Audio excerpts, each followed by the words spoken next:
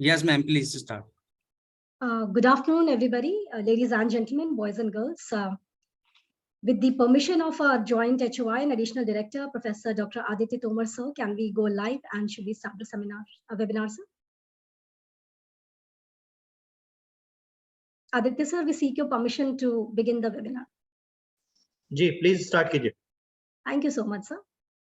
Good afternoon, everybody. Welcome to Amity University, a research and innovation-driven university. On behalf of our founder president, Dr. Ashok K. Chauhan, sir, I welcome everybody to this webinar.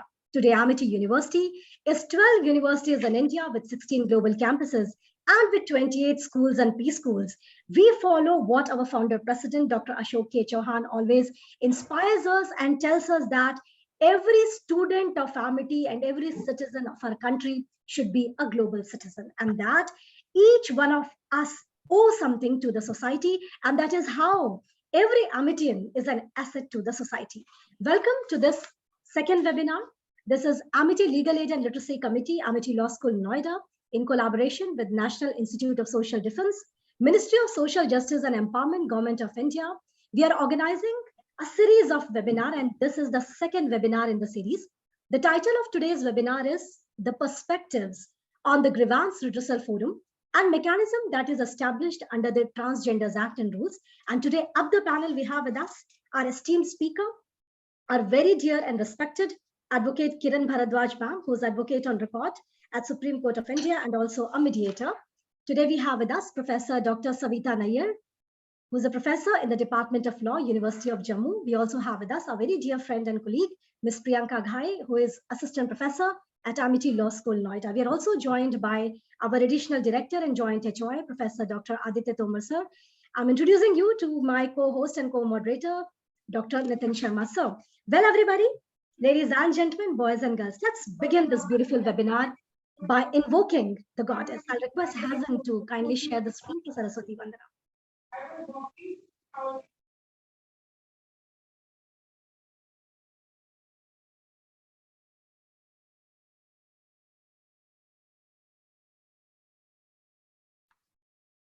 Hasan, can you hear me?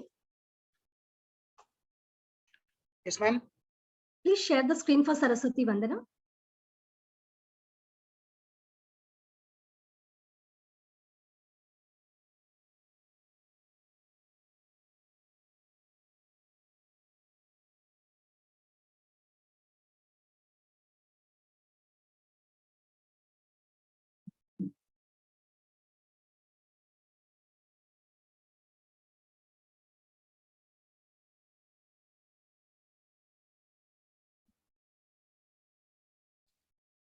ये अलौकिक ज्योति जो जल रही है हमारे जीवन के तमस को अंधकार को मिटाए और हमें ज्ञान और रोशनी की तरफ ले जाए. As we invoke the goddess, we believe that the all infinite knowledge is pervading in ourselves, making our subtle and causal bodies enlightened and awakened.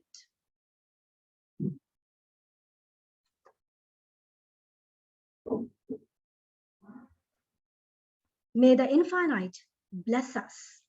As prayers go up, blessings come down. Let us all exalt with the virtues of the Lord. May all of us be divine. Let's all cling to the divine.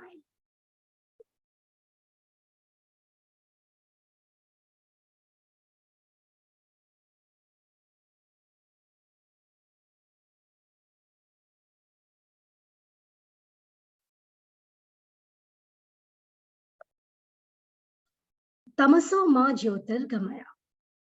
जीवन के तमस को अंधकार को मिटाकर चले ज्ञान के प्रकाश में आह्लादित होते हैं. As we invoke the goddess, we pray that we all be blessed by the Mother Divine.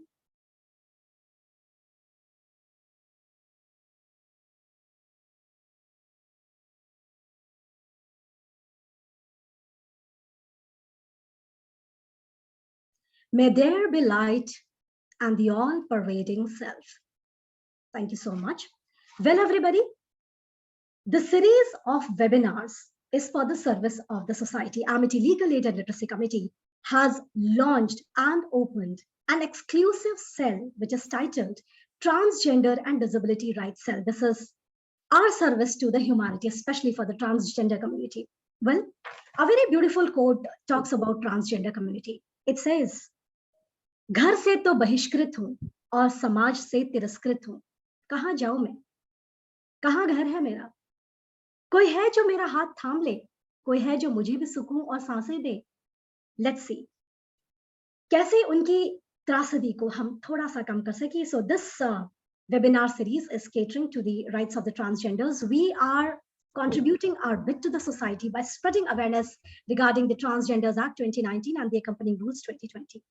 Without any further ado, I'll now request our source of inspiration and the additional director and joint head of the institution, Professor Dr. Aditya Tomar sir, to present the welcome address. Over to you, respected sir. Thank you, Dr. Sumitra. Today, I think we all are facing the glitch in the internet. So sometimes we are not getting the voice, or sometimes we are not getting the picture. Hope I am visible and audible, both right now. Yes, sir. Yes, sir. So firstly, I want to thank to our esteemed guest, Advocate Kiran Bhardwaj Madam, who always spare the time to enlighten our student, address the student and motivate the student. Secondly, I like to thank to Professor Dr. Savita Nayyarji, Department of Law, University of Jammu, who just spared her valuable time to address the student, and my dear colleague, Ms. Priyanka Ghai, who will also address the student on this very special issues about the social justice, about the social equilibrium. Basically, few days back, we celebrated the Day of Social Justice, in which we try to address the issues related to. At that time, I also mentioned that recently we are going to organize a webinars on the topic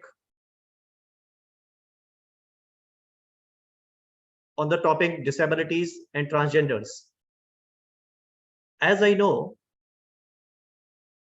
that the concept of social justice is incomplete if we are not talking about the most vulnerable sections of our society, that is the transgender and the disabled persons.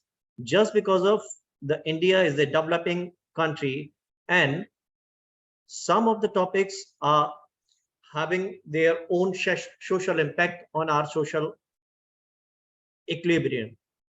As the India is mostly, the population is mostly rural based, and the concept about the transgenders, about the hijras or the disabilities, the majority of the persons are having a different approach about these kind of special privileged God-gifted persons. So my request to all the speakers that just try to break the myths which is prevalent in the minds of not only the students, the society in general. Just because of these webinars are live, as well as these are available on the YouTube. So addresses will be seen by the students and public journal for a large time. So with these words, I just thanks to the speakers to spare their valuable time, and especially to Mr. Dr. Nitin and Dr. Sumitra, who took the initiative to contact the ministry, and with the help of Ms. Shweta ji, we tried to arrange these informative webinars for our students, faculty members, and public journal. So with these words, thank you very much. Thank you so much, Professor Dr. Aditya Tomar, our very dear and respected joint HOI and additional director. Sir, you always inspire us.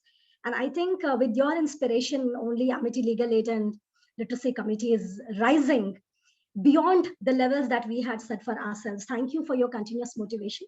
Having said so, ladies and gentlemen, there is something very powerful in the word expression, especially the self-expression part. So the denial of self-expression is very, very harmful. It's equivalent to inviting death, it says. So irreplaceability of individuality and identity is the grant of respect to self. So there is nothing beyond the self. This and much more will be talked about in this webinar.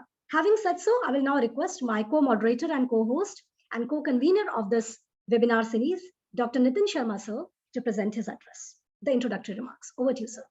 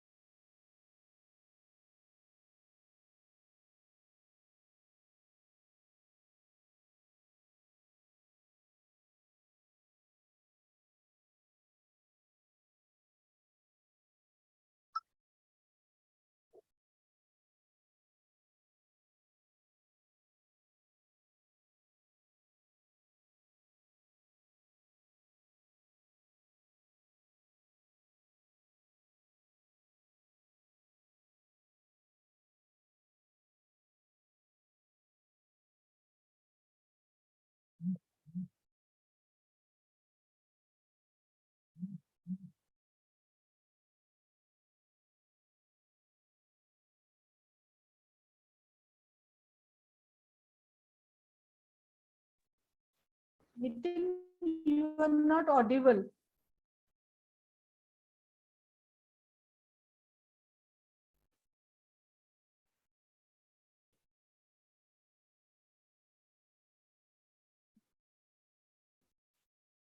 Nitin you are not audible मुझे नहीं सुनाई दे रहा यहाँ किसी को नहीं सुनाई दे रहा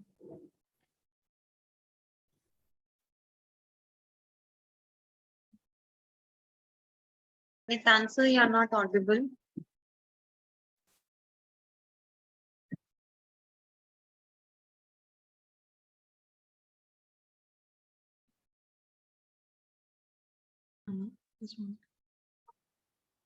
Hello.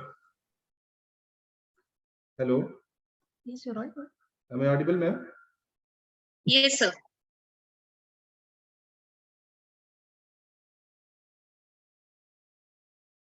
Not now, sir.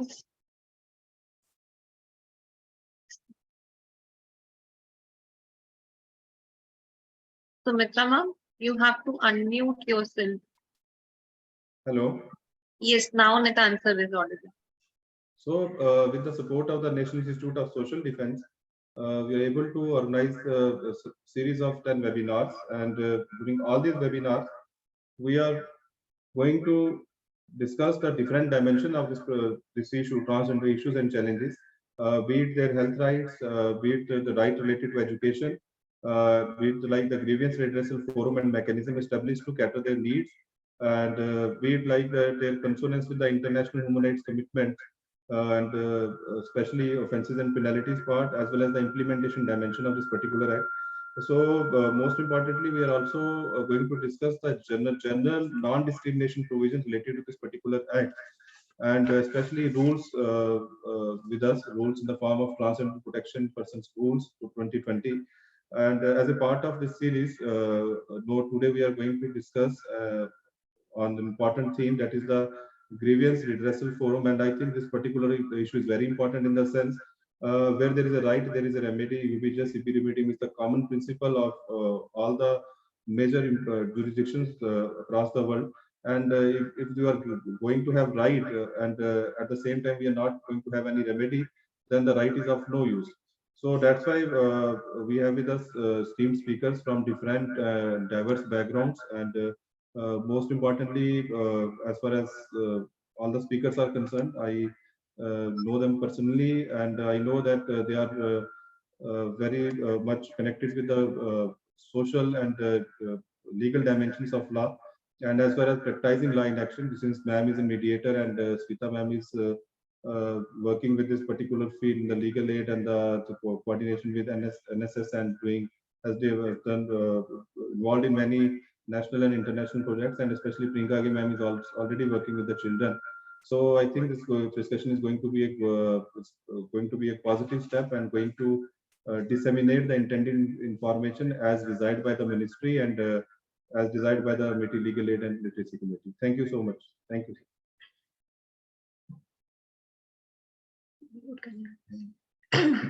Am I audible, Priyanka ma'am? Am I audible, ma'am? Yes, ma'am. Yeah, thank you. Thank you, Dr. Nitin Sharma, sir, for showing this perspective about the second webinar that we have come up with. Well, everybody, let's talk about the year 2014, wherein the Supreme Court of India, in the case of the National Legal Services Authority versus the Union of India, established the foundation for the rights of the transgender persons in India by recognizing transgender as a third gender. And this is what we are going to talk about in today's webinar. It's a proud privilege to have with us none other than Madam Kiran Bharadwaj. Ma'am Kiran Bharadwaj has been practicing since 1992 as an advocate in Delhi and also as an advocate on record in Supreme Court of India and as a senior mediator in Supreme Court and Karkarduma Court and Rose Avenue Court, and has conducted mediation sessions in approximately 1,000 cases. Ma'am remained nominated counsel for Delhi High Court from 2018 till September 2022 and a governing member of the International Center for Alternative Dispute Resolution from the year 2016 to 2020. During these 30 years of practice, Madam has handled cases on behalf of the Government of India and Delhi government at the Honorable Supreme Court. She also had an opportunity to represent the state of Punjab as a standing counsel for more than 2 consecutive years from 2015 to 2017. And she has also worked on the education for Central Tibetan School Administration and for the Education Department NCT of Delhi. She has handled cases as amicus curiae and also of the legal aid panel in the Supreme Court. She has conducted so many webinars, programs, and written articles on various fields of law, including ADR, and participated in international and national conferences, and the list is given. Without any further ado, I will now request dear friend and respected Miss Kiran Bharadwaj ma'am to present her address. Over to you, ma'am. Namaskar. Around 25 minutes.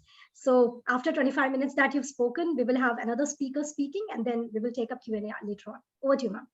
Namaskar, and thank you, Sumitra ji, and all the members who are present, and the colleagues and the staff of the Amity Law College over there. I start with Kabir's quote, "Jati na pooch sadhu ki, पूछ लीजिए ज्ञान, मोल करो तलवार का, पड़ा रहे तो म्यान." There's another quote, हरि सू तू मत हेत कर हरिजन से हेत, माल मुल्क हरि देत रही, हरिजन हरि ही देत. Now this, everybody is aware of the name of Shri Khandi. Shri Khandi is an important character in Mahabharata. She was born as female but grew up as a male. During the last year of exiles, even the Pandavas had to hide their identity. It is believed that Arjuna is said to have assumed the form of transgender. So we find these notable mentions in the ancient Hindu scriptures as well as in the our greatest epics of Indian, namely Ramayana and Mahabharata.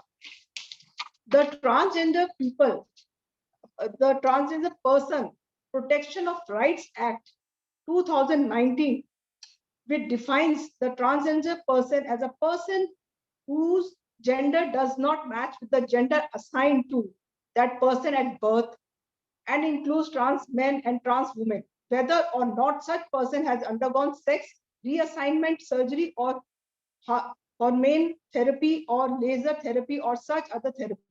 Person with intersex variations, gender queer, and persons having such social cultural identities as Kinnar, Hijras, Aravani, and Jogtas.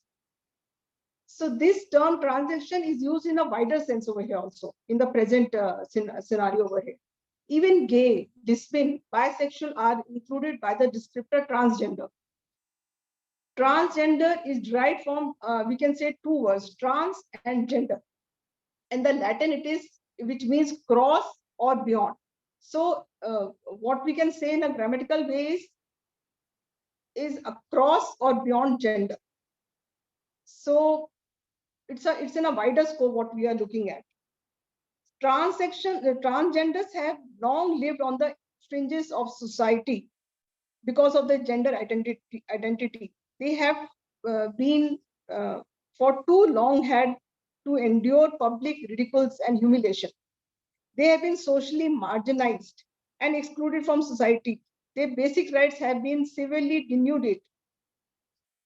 Even there seems no reason why this transaction must be denied of basic human rights, which includes right to life and liberty with dignity, right to privacy and right to expression, right to education, right to empowerment, right against violation, right against exploitation, right against discrimination.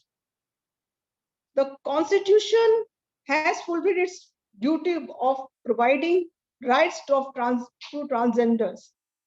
So now it's also a time that we should also recognize them. Transgender person protection of right rules to 2020 seeks to recognize the identity of transgenders and prohibit discrimination in the field of education, employment, healthcare, holding or disposing of property, holding public or private offices, access to and use of public services and benefits.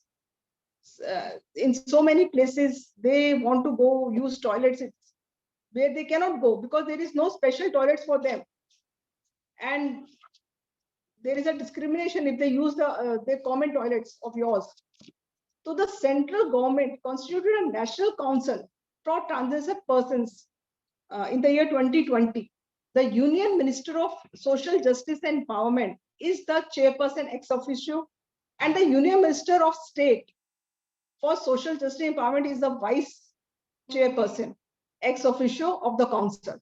The other members of the council includes representatives of various ministries and departments, 5 representatives of the transgender community, representative of the National Human Rights Commissions and the National Commission for Women, representative of the state governments and UTs, and expert representing of the NGOs. The National Council performs the functions that it gives advice to the central government on the formulation of policies, programs, legislation, and projects with respect to transgender persons, monitoring, evaluating the impact of policies and the program designed for achieving equality and full participation of transgender persons, reviews, coordination the activities of all the Department of Government and other government or non-government organizations which are dealing with matters related to transgender persons, redresses the grievances of transgender persons, performs such other function as from time to time the government prescribes them. So now we are concerned with the discrimination, what prohibition against discrimination. So here in the act it says no person or establishment shall discriminate against a transgender person on any of the following is namely the denial or discontinuation of or unfair treatment in education establishments, services, the unfair treatment in employment or occupation, the denial or termination or employment or occupation from occupation, then the unfair treatment in healthcare services or any denial over there, the denial, discontinuation or unfair treatment to access to or provisions or enjoyment or use of any goods, accommodation, services, facilities, benefits, privileges, or opportunity dedicated to the use of general public or customary available to the public. Then there is another denial or discrimination with regard to right of movement. Then where to stay, right to reside, purchase, rent, otherwise any other place where they want to travel also. Then opportunity to stand for or hold public or private offices, removal from or unfair treatment the government or private establishment in whose care and custody transgender person may be. So this non-discrimination against transgender person in education institutes and health, etc., which are being recognized now, and confer upon them the right to self-perceive general identity, provisions of the right of residence with parents and immediate family members. Ours is a very orthodox society. So once the family comes to know that he or she is a transgender, they try to leave the child. But now there are rules which the rights are protected. Provision for the formation of welfare schemes are there by Social Justice Ministry, and programs are there, and the various awareness is there now. Provisions for national councils, as I have already told you earlier, to advise, monitor, evaluate measures for the protection of their rights are there. The act is designed to make all the stakeholders responsible and accountable for upholding the principles underlying the same, whatever we have said earlier. It also brings greater accountability on the part of central and the state government, union territories, administrators for issues concerning transgender persons. There are certain obligations also. Government shall take further steps to secure full and effective participation of transgender persons and their inclusion in the society. Inclusion is very important now. The appropriate government shall take welfare measure to protect the rights, interests of transition persons and facilitate the access to welfare schemes framed by the government. Then the welfare schemes they are very which are transgender sensitive, non-stigmatic, non-discriminating. So the government has to look after everything. Then there are further steps which are being taken for rescue, protection, and rehabilitation of transition persons to address the need of such persons. Then to take appropriate measures to promote and protect the right of transgender persons to participate in cultural and recreational activities. Then comes the grievance redressal mechanism. Every establishment shall designate a person to be a complaint officer to deal with the complaint relating to violation of the provisions of the Act.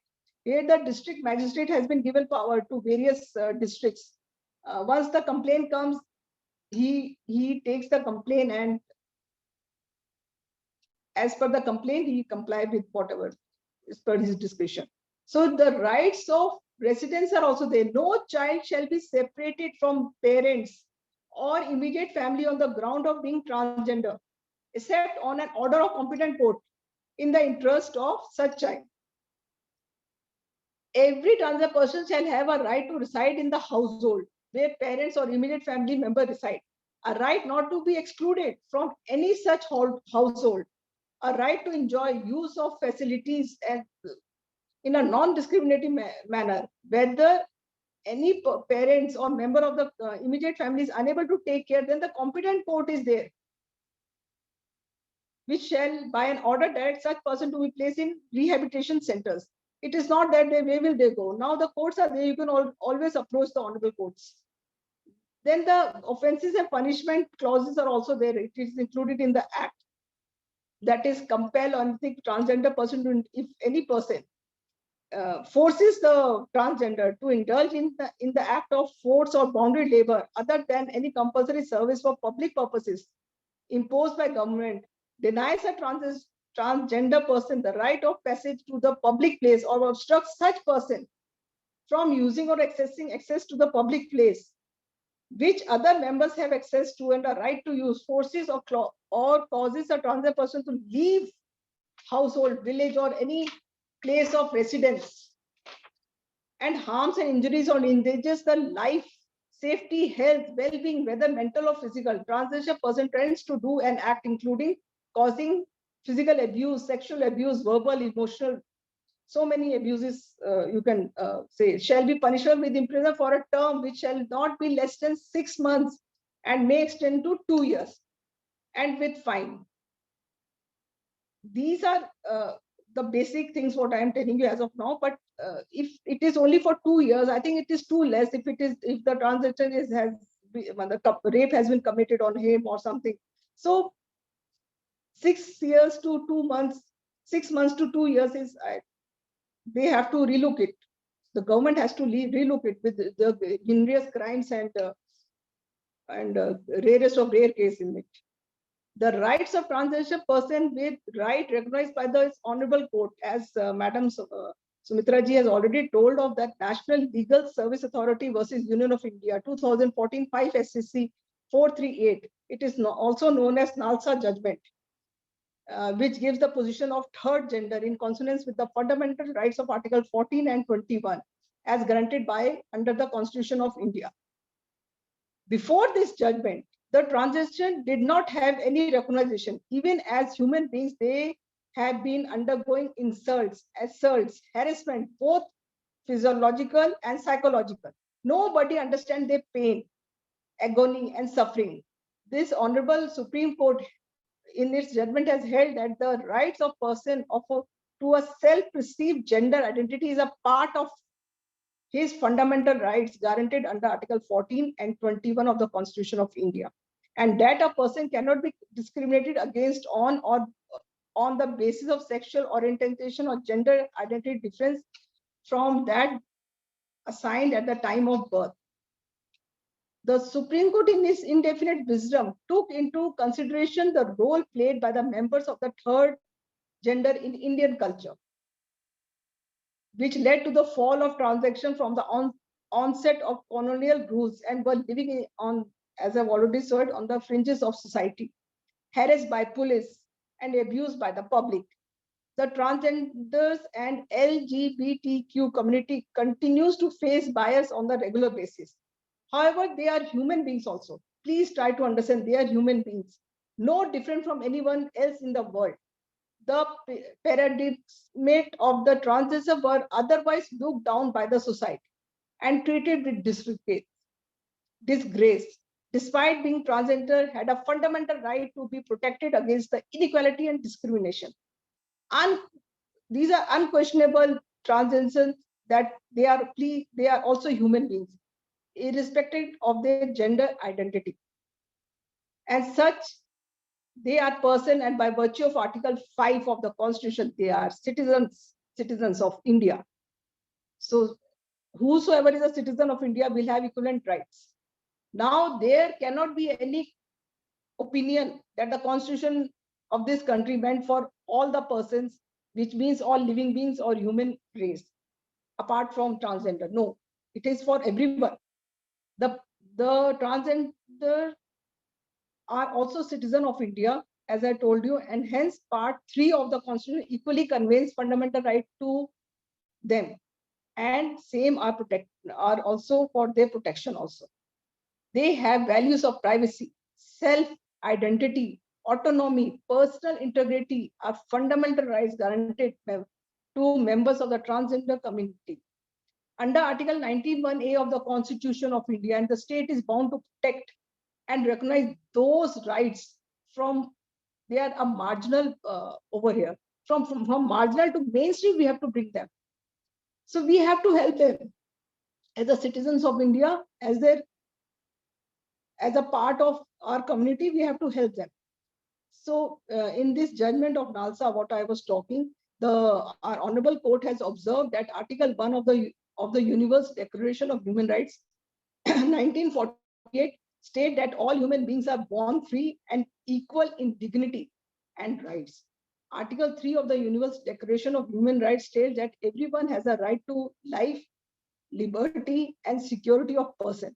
Article 6 of the International Covenant on Civil and Political Rights, 1966, affirms that every human being are the inherent right to life, which right shall be protected by law, and no one shall be arbitrarily deprived of his life.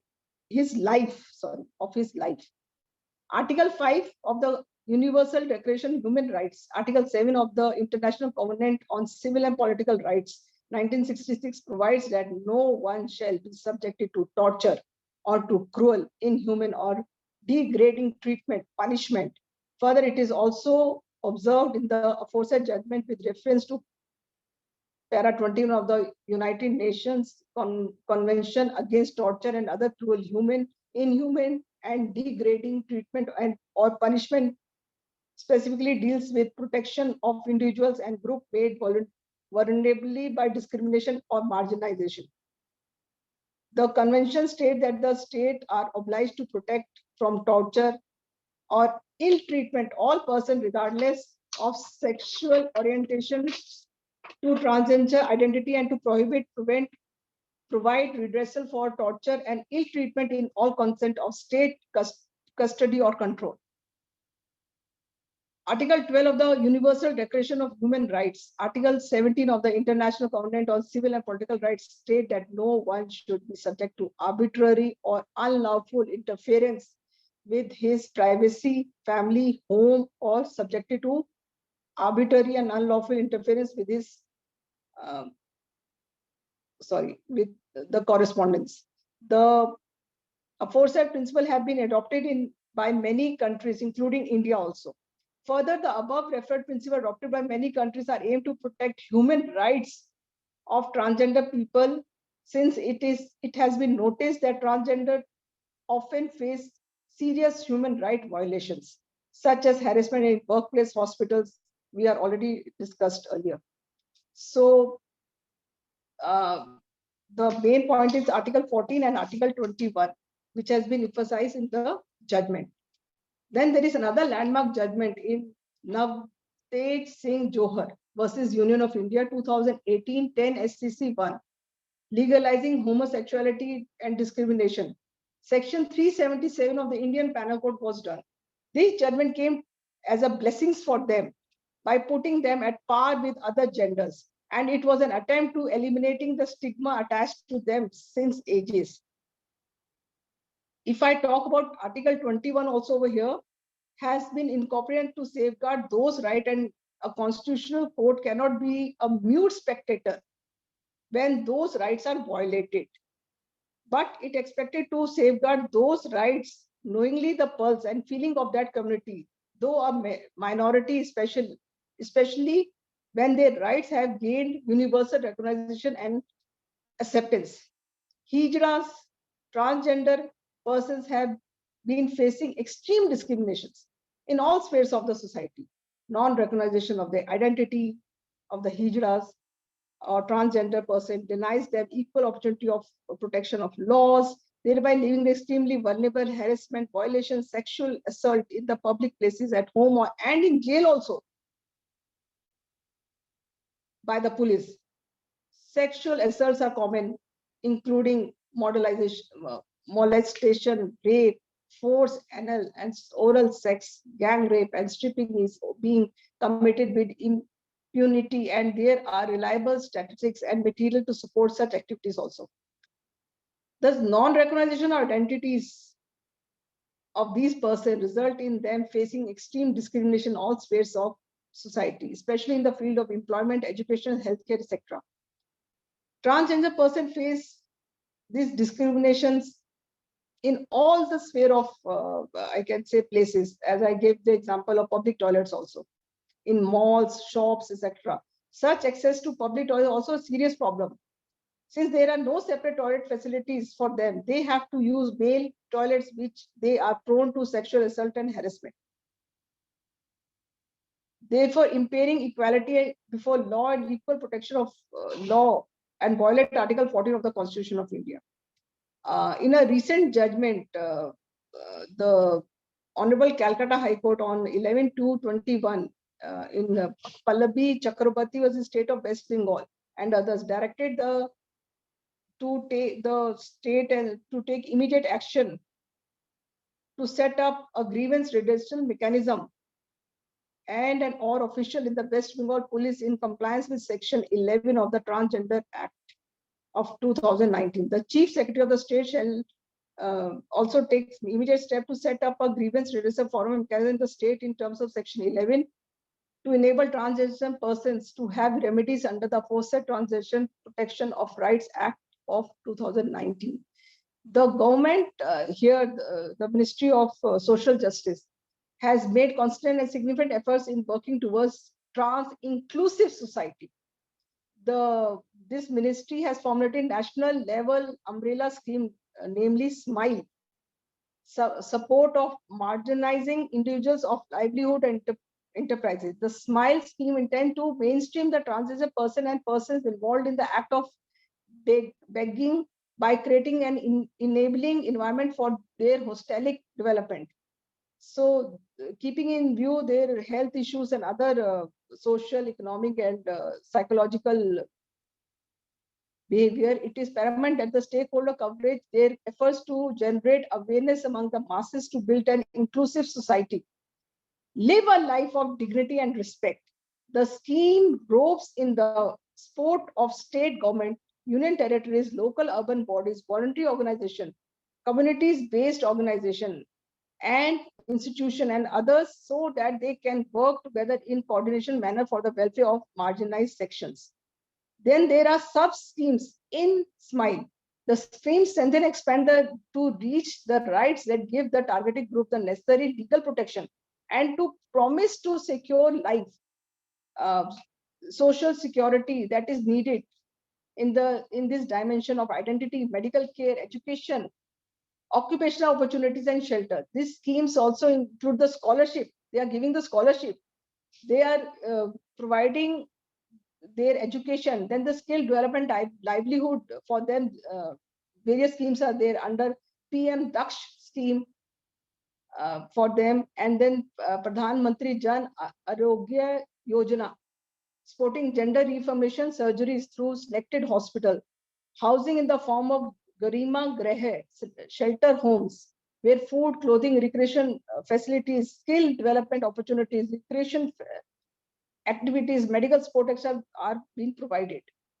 Then the transition cells, that is setting up of transition protection cell in each state to monitor cases of offences and to ensure timely registration, investigation, and prosecution of offences. E-service, national portal, and helpline and advertising and other welfare measures are also taken by the our government over here. But there are other certain shortfalls also. The penalties for offences, as I already said, it is too less for heinous violations like sexual abuse, rape, criminal assault, sexual harassment. Then the another problem is remains of inadequate as it fails to provide the guidelines for the what the marriage is, how will it take place, adoption rights, maternity rights. These how they are going to finish these cases in a timely manner. The insurance is not there. How do they will insure? The government has to relook on this certain points. It is not on the books or the acts which have been, the implementation part is very important over here. So the transgender totally are at the mercy of the system of effective implementation of the benefits as promised by the government over here. And what we can say is now the district magistrates are also there which are looking after it, and in the central government and various state governments are also looking at it. But there are 2-3 points which also I have to highlight, that there is no reason why a transgender must be denied of basic human rights, which include right to life, liberty with dignity, right to privacy, right to freedom of expression, right to education, empowerment. They should not be exploited. The constitution has to fulfill the duties. Even we as a citizen of India has to fulfill this. It is for time for us to recognize them and to extend and interpret the constitution in such a manner to ensure the dignified life for transgender people also. All this can be achieved, which now the government is recognizing them as a third gender. And at the end, only I can say that India has taken steps forward in granting and protecting much deserved identity and rights to transgender person. The transgender person is an indication of that India is making a move towards a more inclusive and progressive society, where the opportunities to person will not be limited on the basis of their gender. They should hopefully will ensure the employment standards also, and they will get good employment wherever they go. And with this quote of June Dawson, the gender game, the problem with men and women form someone who has not bought, not who has been bought, both, 2017. Remember this, whoever you are, however you are equally valid, equally justified, and equally beautiful. With this quote, I finish my speech. Thank you so much. Namaskar, Jai Hind. Thank you so much, ma'am. Let's have a round of applause for Kiran Bharadwaj, ma'am. Thank you so much. Thank you, ma'am, for the beautiful address. As such, you're always very dynamic and very nicely you have woven the threads of social justice and also about what kind of a life the transgenders are living, and that with the organization of the National Council for the Transgender Persons, things have become so nice, so easier for the trans community. Also, a multi-pronged approach is required to focus on the public awareness campaigns, and Legal Aid and Literacy Committee at Amity Law School, Noida is trying its best to spread through awareness campaigns whatever is required to eliminate the social stigma which is associated with the transgender community. Thank you, Kiran Bharadwaj, ma'am. Well, everybody, there is one more information that I have, and that is of the Garima Greh, which is opened in Vadodara, Gujarat, and that is run in association with a trust, which is Lakshya Trust, which is a community-based organization which is entirely run by the transgenders. And also, the scheme of shelter home for transgenders includes a better facility, food, clothing, recreational facilities, skill development opportunities for the transgender communities, and that the scheme will also rehabilitate a minimum of 25 transgender persons each homes, which is identified by the ministry. So much has been done by the ministry, and especially after we've had the Transgender Persons Act of 2019 and the accompanying rules of 2020. There is also a national portal which is there for the transgenders. I would request everybody who's joining us to spread this awareness among the people that every transgender person can register themselves on that portal. And for more information on this, please note down the number of Amity Legal Aid and Literacy Committee. It is 0120 439-2807. I repeat, the number of Amity Legal Aid and Literacy Committee is 0120-439-2807. And we will connect you to the relevant stakeholders, including Kiran Bharadwaj, ma'am, who will help us in running this awareness campaign on the transgender community. Thank you so much, ma'am. We are so humbled every time you address us and our students. Having said so, I will now hand over the days to my colleague and co-host, Dr. Nitin Sharma.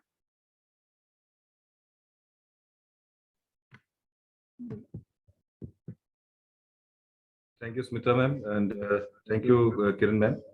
Am I audible, ma'am? Yes, sir. So now I would like to invite Professor Dr. Smita Nair. Dr. Smita Nair is from the University of Jammu, and she is having an experience of more than 20 years. And during all these years, she has inspired her colleagues as well as a number of students coming from across the length of the country. And likewise, she is involved in a number of the international and national projects, and she is instrumental in heading and we can say starting from the destinations with the NSS and other related and literary activities of the Department of Law, University of Jammu. And through her teachings and research publications in various reputed journals, she has always tried to disseminate and establish different fora of knowledge so that the students and academia alike can be benefited.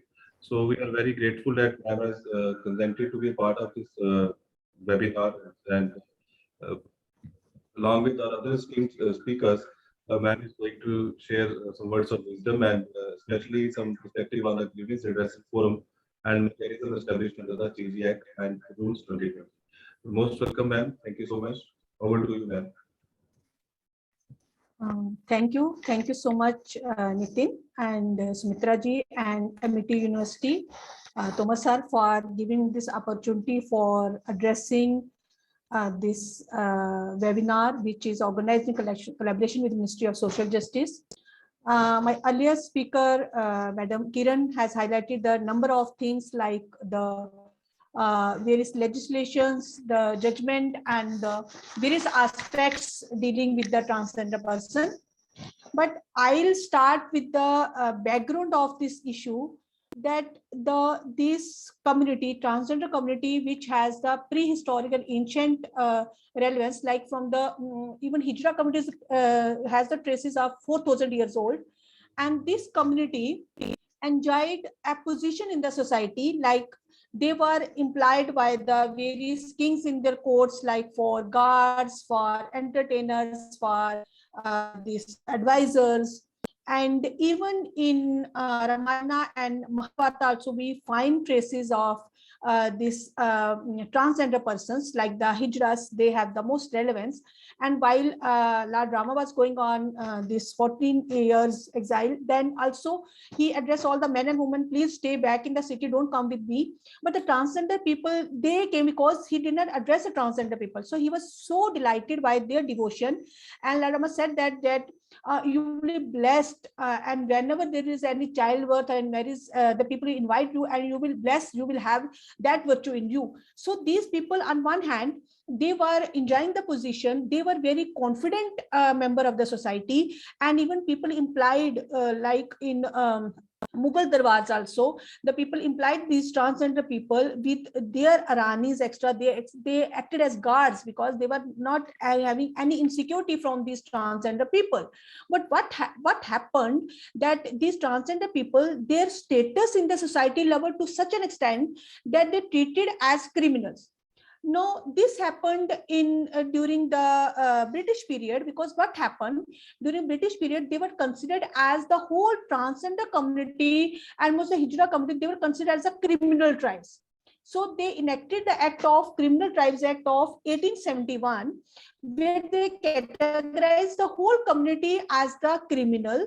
And they, in this act, they laid down provisions for their surveillance, their registration, as well as they prohibited that if any transgender people found to be ornamented or dressed like a woman, singing or dancing on the streets, they will be penalized for that. So, and they were also considered as liable for the kidnapping of children, etc. So you can say that the whole transgender community was branded as criminal by the British legislation of 1871, and the distrust created at that time by this legislation percolated to society to such an extent that it is prevalent even today, that they are suffering discrimination, marginalization, as well as exclusion and the stigmatization in the society. That on the one hand, we worship the Hijra community, that whenever there is childbirth, whenever there is marriage in the society, the people get their blessings. But on the another hand, they are considered to be criminals, and they are suffering the stigmatization. And because of stigmatization, they are suffering a number of problems in the society. So this is mainly, in my opinion, because of the Criminal Tribes Act of 1871, that the whole criminal tribe, they were considered as the whole community was considered the criminal. But although by the independent India, by the 1949, this legislation was abolished, and no, they are not considered as the criminal tribe. But what happened, that distrust or mistrust which was created at that time, that is lingering on even today. But even after the constitution, when the constitution was enacted, then there are the basic fundamental rights are laid down, like the right to equality, prohibition of discrimination, and right to life and personal liberty, as well as the fundamental right of freedom of speech and expression, right to work or carry any profession, occupation of one's own choice, right of movement, right of residence.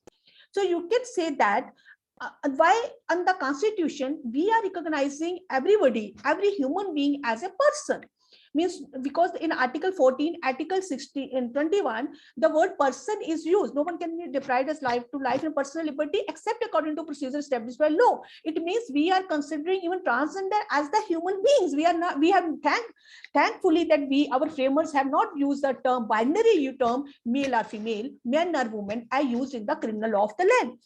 So the constitution used the term as the person. So transgender also enjoy the right to equality, as well as the prohibition of discrimination and the fundamental rights which are available to Article 19 to all the citizens, as well as the right to life and personal liberty.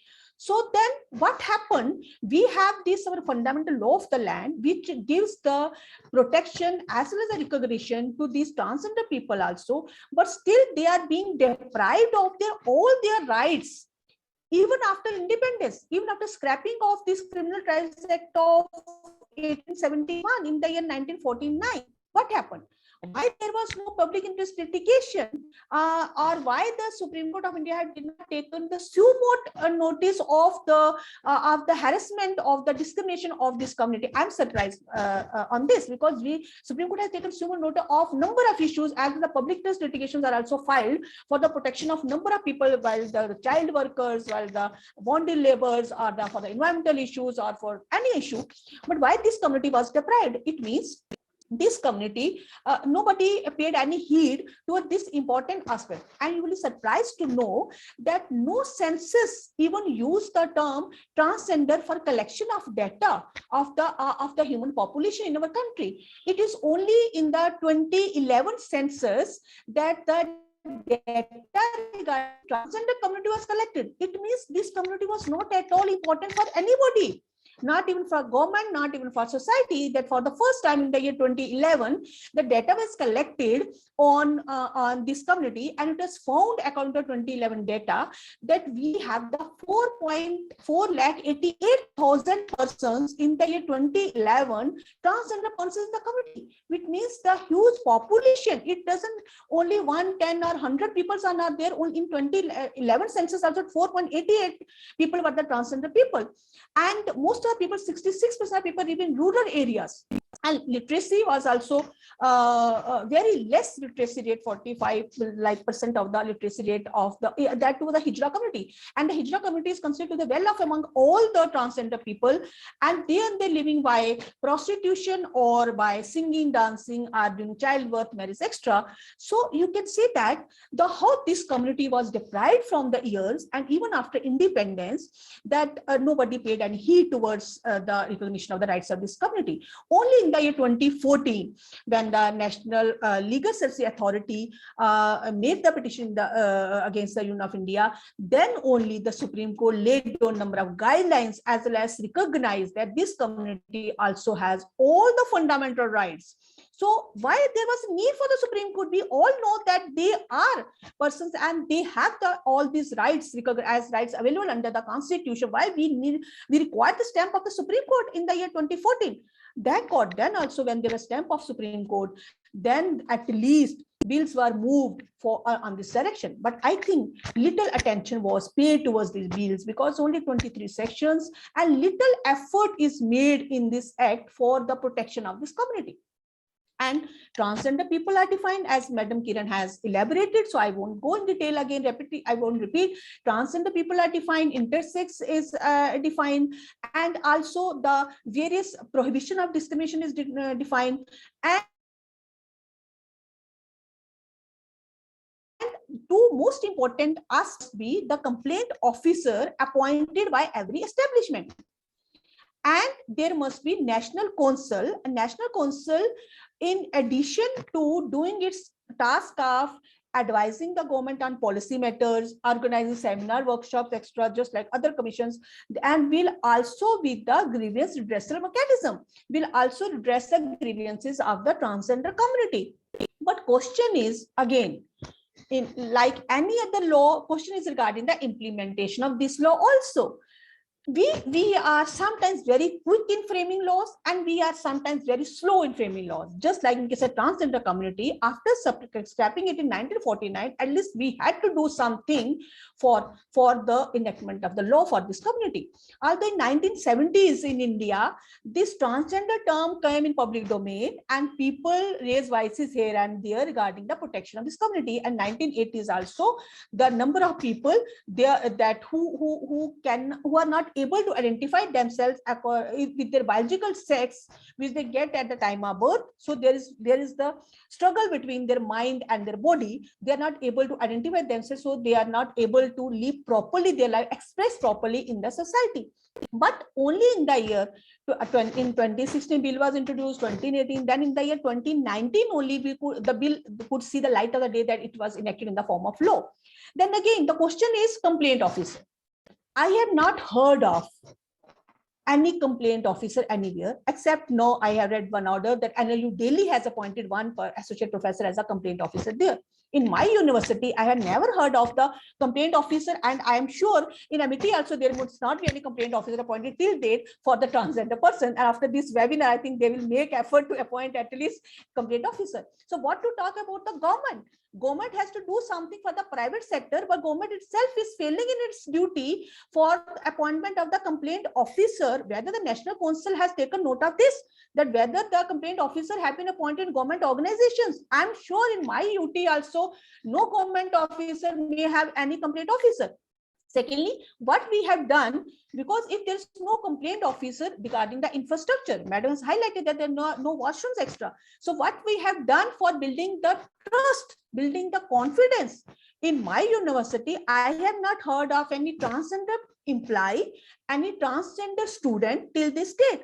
Whether they have not approached the system. In colleges also, I have visited the colleges, but I have not seen any public washroom, any infrastructure regarding, just like disability. We are talking a lot about the disability, and we have not seen the disability compliance infrastructure. And not only in education institution, when there is a NAC visit, they do efforts for this. Otherwise, they are not doing this. In the same way, regarding the transgender community, have we applied the complaint officer? Then where these people will go? If there is any discrimination against these people, there is any harassment against people, if the complaint officer is there, they may get some confidence, some trust that we will apply there, we will get some redressal. So that is a big problem that we have. And who will be the complaint officer? Who is the complaint officer? Whether that person has some sensitivity, just like in sexual harassment cases, we appoint any person as the member of the commission, this internal community, like chairperson committee. They are not sensitive. Sometimes the complaints get insensitive approach. In the same way, who will be the complaint officer? Whether, and in the rules, I have not seen any particular qualification for appointment as a complaint officer. So that's why I'm saying that this law is poorly drafted, and the rules are also poorly drafted, because this provision is not there. And if no complaint officer appointed, at least there must have been some provision for the penalty.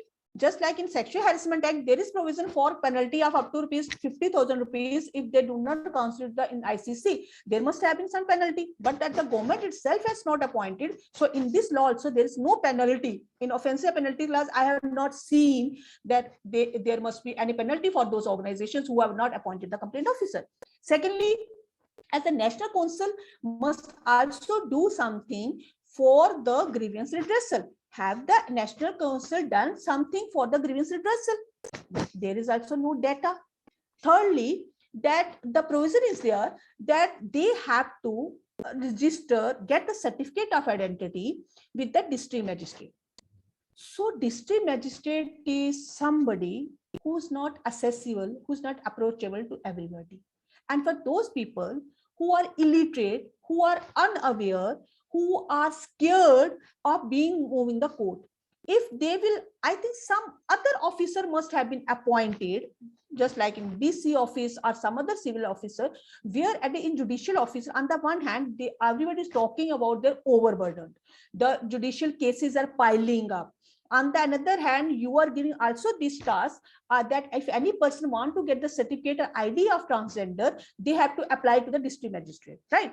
And secondly, the district magistrate will decide within 30 days that whether to give certificate of transgender to this person or not. Thirdly, and if this person, after getting the certificate, change the gender, converts to male or female by the gender surgery, then that person will again apply, and this medical district magistrate get the opinion of the psychologist. That it means this person, on the one hand, we are giving that as per the Supreme Court judgment also, it does not, gender of the person does, because gender is something which is social construct, right? So gender does not depend upon the biological the sex of the people, but gender depends how a person identify himself with his body, right? Identifies or want to project himself herself in the society. But the district magistrate will decide whether this person will be transgender or not, and the psychologist will define this person transgender or not. Then what is the fun of this legislation that this person apply for transgender certificate? So, and you will be surprised to know that I have the little bit data that in the year, right? Okay. 9,064 applications received to issue a transgender certificate and ID card, and only 1,995, it means 22% are pending. And 1,164, means 13%, have been declared not eligible as per data from National Portal for Transgender Persons as of June 20, 2022. As per this data, even 13% were declared as not eligible. So what is the criteria? On the one hand, we are giving that every person has the autonomy of the body, as well as the person has the autonomy of declaring himself or herself as the transgender or the particular gender. But on the other hand, we are declaring them as not eligible to be declared as transgender. And 33% of these applications are pending from 7 to 12 months. On the one hand, the law says that within 30 days, they have to dispose of the application by giving the certificate that whether this person is transgender or not. But on the other hand, this data shows that for the 7 to 12 months, these applications are pending, 33% applications are pending before the district magistrate. So how? On the one hand, we're talking about various welfare measures, various schemes, and various other things which are required. For example, if they want to apply for some job where the transgender category is there for reservation, so how will they will apply? So as their fate is not decided by the district magistrate.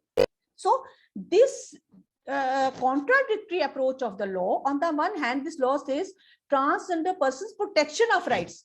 But how we can expect the protection of their rights when their fate, when even their application for declaring their or giving the certificate whether they are transgender, that is not decided in time-bound manner. Time is very precious. Time is money. Time is value. Time is everything. And if you are not deciding their fate within 7 to 12 months, how you can think of getting them the various benefits are the provision of discrimination and other things extra where they will get the benefit. So you can say this will hinder a number of things like the right to education, right to employment, right to welfare schemes, right to legal recourse, and right to various schemes which Madam had already told that they had the sex transfer surgery benefits measures, various measures also. How they will get benefit?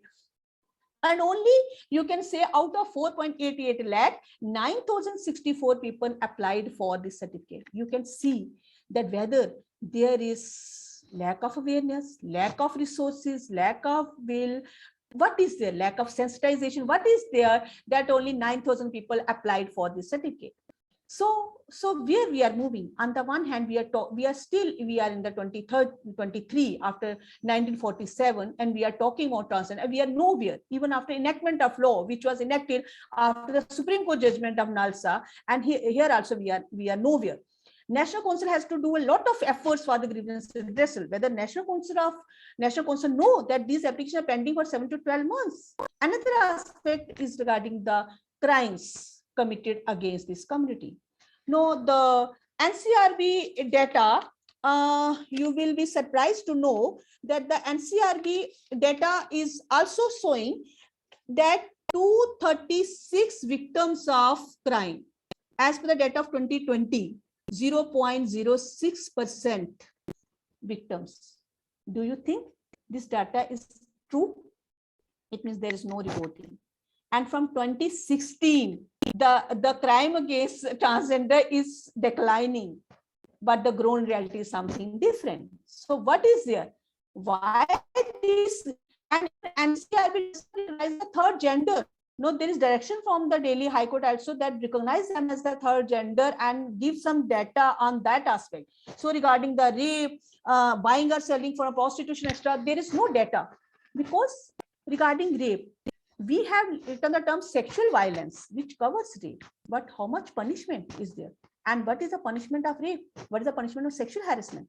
In one case, the one NGO reported that when we wanted the sexual harassment, for example, if a transgender person suffers sexual harassment at the workplace, so sexual harassment law as well as the penal law does not address the issue. Where the transgender person will go? That transgender person will go to the act. Act says a complaint officer. Where is the complaint officer? Who will take care of the grievance? Whether transgender person has the confidence, has the trust, and with that transgender person will go to the police. Police will say, please listen to us. There is no law where we can give you redressal, because IPC talks about the rape of the woman by men. So this person is transgender. Sexual harassment of woman, as section 354A says woman. Disrobing says woman. Where is this transgender person? Is that the transgender person? If that person is certificate or not? The protection of women at workplace law says only women. ICC addresses the issue of women. Where this person will go? we are talking about the act, but the act is poorly drafted. Nowhere the act has written, and more so, why the penalty is so less, I don't know. Whether we do not consider them as equal human beings. Once I was teaching the class, and one my student asked me, I was talking about man and woman, just like we always know about the binary, right? We are about this approach, man or woman, and the penal law is also drafted a man or woman. He asked me, man, what about if this is by third gender? So I was stuck. I was not that what he's asking. Why we have not thought about this thought about this issue? So when I am discussing, when I trace the NCRB data, so I was surprised that only 236 victims. How is it possible? There are a number of crimes committed against this community. In addition to this discrimination and abuse daily at the railway stations, bus stands here and there, and we tease them, we make fun of them. But regarding the crimes, there are reports that they suffer, they are by ourselves for prostitution purposes, for this rapes are committed against them. There are a number of cases, but they are not reported because NCRB had not recognized this as the third gender term. No, thank God, now in Navtesi Johar case, at least section 377 was struck down, and in those cases, there are no cases. So what about the health facilities? When they have no certificate, when they have nothing, how they can get redressal from the health facilities? So these are the number of issues which these transgender people are facing. And this is the reality of time, because we are really in need of reframe. Although after Nirbhaya case, the Justice Verma committee redrafted whole penal law and number of provisions are laid down. Whether we are waiting for that moment for transgender also.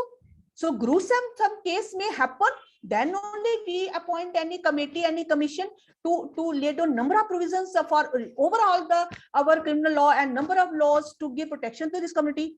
Please, on the one hand, our ministry, I am very thankful to ministry that ministry has given this webinar to Amity University, and Amity University has organized this webinar for creating awareness and sensitization about this very important issue. But these are the issues which require our immediate attention, because on the one hand, they are victims, and on the other hand, they are accused also. Because when they suffer a lot, they also want to take law in their own hands, because we have seen in a number of cases, the lynchpin cases also, because where the society, in one rape case also, society took the law in own hands and killed the criminal, because when the person feels that they cannot take redressal from the system, they take law in their hands. So I think we should not wait for that time, because on the one hand, they are branded as criminals then, and on the other hand, they are victims to a great extent. How much compensation we pay, what we do, I don't think that can address their grievance. So when we have enacted the law, when we have the constitution, when we have various other provisions, so we have to on the other hand, we have to strengthen this law, we have to make amendments in this law. On the other hand, there is need for we have to reframe, redraft, and make amendments in the criminal law also, so that where the transgender people they suffer, like in the sexual offender law, there is no provision for, and sexual violence which is laid down in the this law, Transgender Protection Rights Act, that redressal, that penalty is very less. And also grievance redressal mechanism is very poor, and sometimes it is not there in place. So we have to think of all these measures, and we have to amend the laws keeping in view these things, and we have to create the gender sensitization. More and more seminars, workshops should be organized, and in the student community also, the confidence trust should be built up, so that just like the bullying or the ragging, for ragging, these committees are there, in the same way, these students, they should also get the confidence, because on the one hand, they have the right to education, they have the right to employment, they have the right to this movement, right to residence, and then they have also right of expression. So the way they consider themselves, align themselves with their gender, we also have to give them space. We don't have to make fun of them, but we have to build trust in, just like nowadays the debate is going on, that we have to teach our children regarding the other gender, and there we talk about other gender means male regarding female and female regarding male. They have to sensitive towards the other gender. On the other hand, we also have to teach our children, being the parents, being the teachers, being the society members, regarding the third gender, that they are also their gender, who do not identify themselves with their biological sex, but they want to have the different gender identity, we have to respect their gender because they are human beings like us, and we have to treat them like this. So with this, I'll stop. And if there are any comments and suggestions, I am most welcome. Let's have a round of applause for Savita Nair, ma'am. Very nice address, ma'am. And we are very thankful and humbled that you've addressed our students and faculty members today. Very well said, ma'am, that apart from policies and regulations, there is a need for the inclusive approach. Because only an inclusive approach can sensitize the law and the law enforcement systems. And ma'am, actually, our transgender and disability rights cell was already in operation since past 3 months. Formally, we got it inaugurated on during the first webinar when we had inaugurated the webinar series. So, in fact, Girraj sir was also here, who is the director and chairman of NISD from the Ministry of Social Justice and Empowerment. So we are very glad that now this cell is very much in function. So we are here for any grievance redressal of the transgender community. And I have also given the number of this cell. I'll request everybody who's attending to note it down. It is 0120-439-2807. I repeat, 0120-439-2807. And we have a complete grievance redressal mechanism here. And whenever any complaint would come to us, we will connect it with the relevant stakeholders and see that justice is prevailed. Thank you, Savita. Nice to hear that you have this full-fledged cell. So you have added to my knowledge also. No, I can quote this, that MET also have this full-fledged cell. Thank you. Definitely, ma'am. And ma'am, we do feel that what our founder president, Dr. Ashok K. Chauhan sir, has inculcated in us is the values and the sanskars in every Amity, and that we have to contribute our bit to the society. And Amity Legal Aid and Literacy Committee, under the directions of our additional director and joint HOI, Professor Dr. Aditya Tomar sir, who is here with us, with his blessings and continuous guidance, we are able to contribute maximum to the society. Thank you, ma'am, for the wonderful address. And we will take up a few questions. We have one more speaker with us, very dear and respected Miss Miss Priyanka Ghai, ma'am, who I know since more than 6 or 7 years as a colleague and as a very good friend of mine, a very learned scholar. Miss Priyanka Ghai has organized so many ADR competitions at the national and the international levels. Ma'am has been a very active member of so many committees at Amity Law School, Noida. And all the students look up to Miss Priyanka Ghai for the continuous motivation and inspiration. And ma'am is a thorough scholar, and she has written so many pieces in different magazines and journals. And we are very proud of Miss Priyanka Ghai as one of the pillars of Amity Law School, Noida. I will now request Miss Priyanka Ghai to present her address. Over to you, ma'am. Thank you so much, Sumitra ma'am. Good evening to all the panelists. Now, being the last speaker, I'm very doubtful how to start. I have prepared everything, but everything is covered by Miss Kiran and Dr. Nair. The problem which I came up by having your address is that we have to start from very basic. Ma'am has stated that how many colleagues we have, how many students we have. Now we are sitting at a university level, so we have to see that from where they are coming. So for that, we have to start from the school level. How many students we have as our classmates in schools? I think I don't know anyone. I don't have any transgender person as a friend.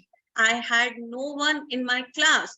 So we have to start from the basic, that what happens to them, where they are, where they go, how to know about them, how their parents react when they are born.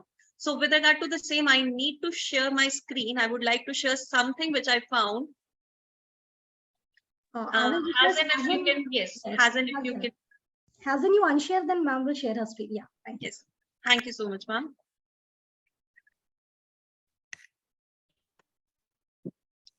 Is my screen visible? Yes, ma'am, visible.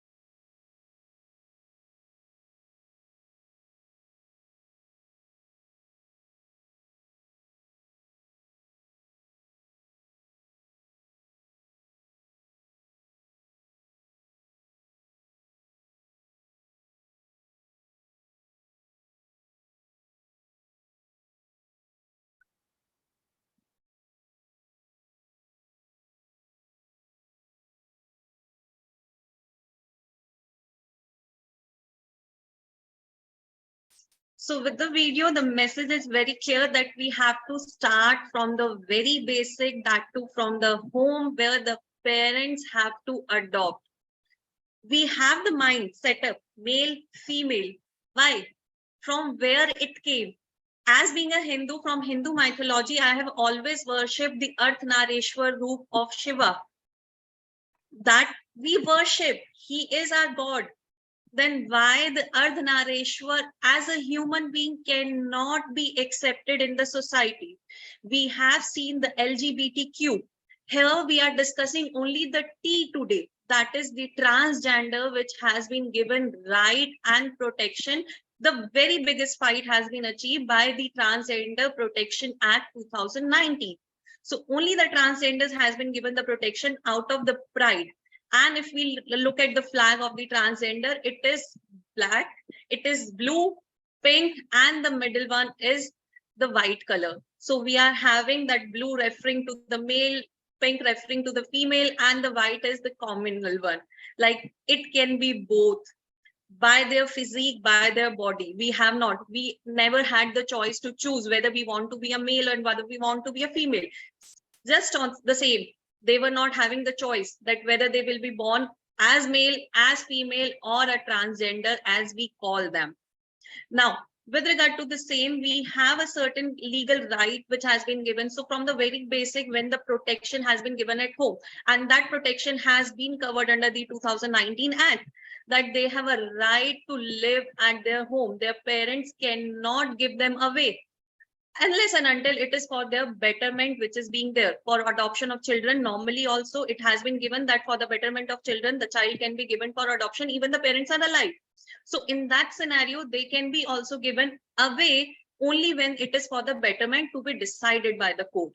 And once they have been given, the next step is to give them the educational rights, which is already covered under the Act, that they will be given all the educational rights. I would like to mention here also that NEP 2020, National Education Policy 2020, has provided provisions for the inclusion and providing a better education for the transgender.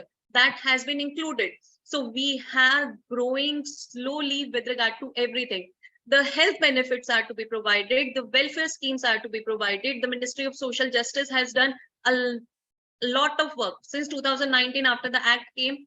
If anyone can go, anyone see and check the portal, as Sumitra ma'am said, that we have certain things, certain policies, programs, mentions, which are schemes specifically made after 2019 for the transgender.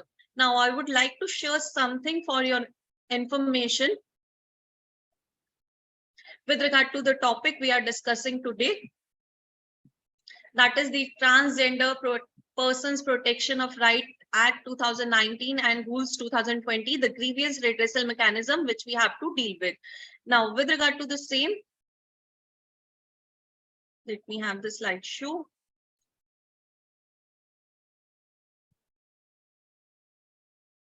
As I was sharing the color of the flag, which is the pink, the blue, and the white. Is it visible, ma'am? Yes, ma'am, visible, ma'am. Thank you, ma'am. Now, going to the introduction of the topic, yes, I said that legislation has done everything, but it is only a step which we have taken. The welfare measures has been provided, including the healthcare, education, employment. And if we look at the definition of the transgender person, which is being given under Section 2K, it is only to the person whose gender does not match with the gender assigned either as a male or a female. It could be trans man, trans woman, whether by birth or by any surgical operation that has been done.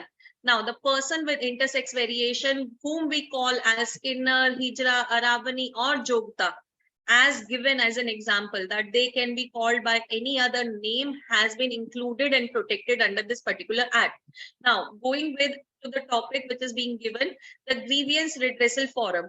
3 kinds of grievance redressal forums has been provided under the Act and as per the rules. First one is the National Council for Transgender Person, state level welfare boards, and the grievance redressal officer, the complaint officer, which is being mentioned in the Act.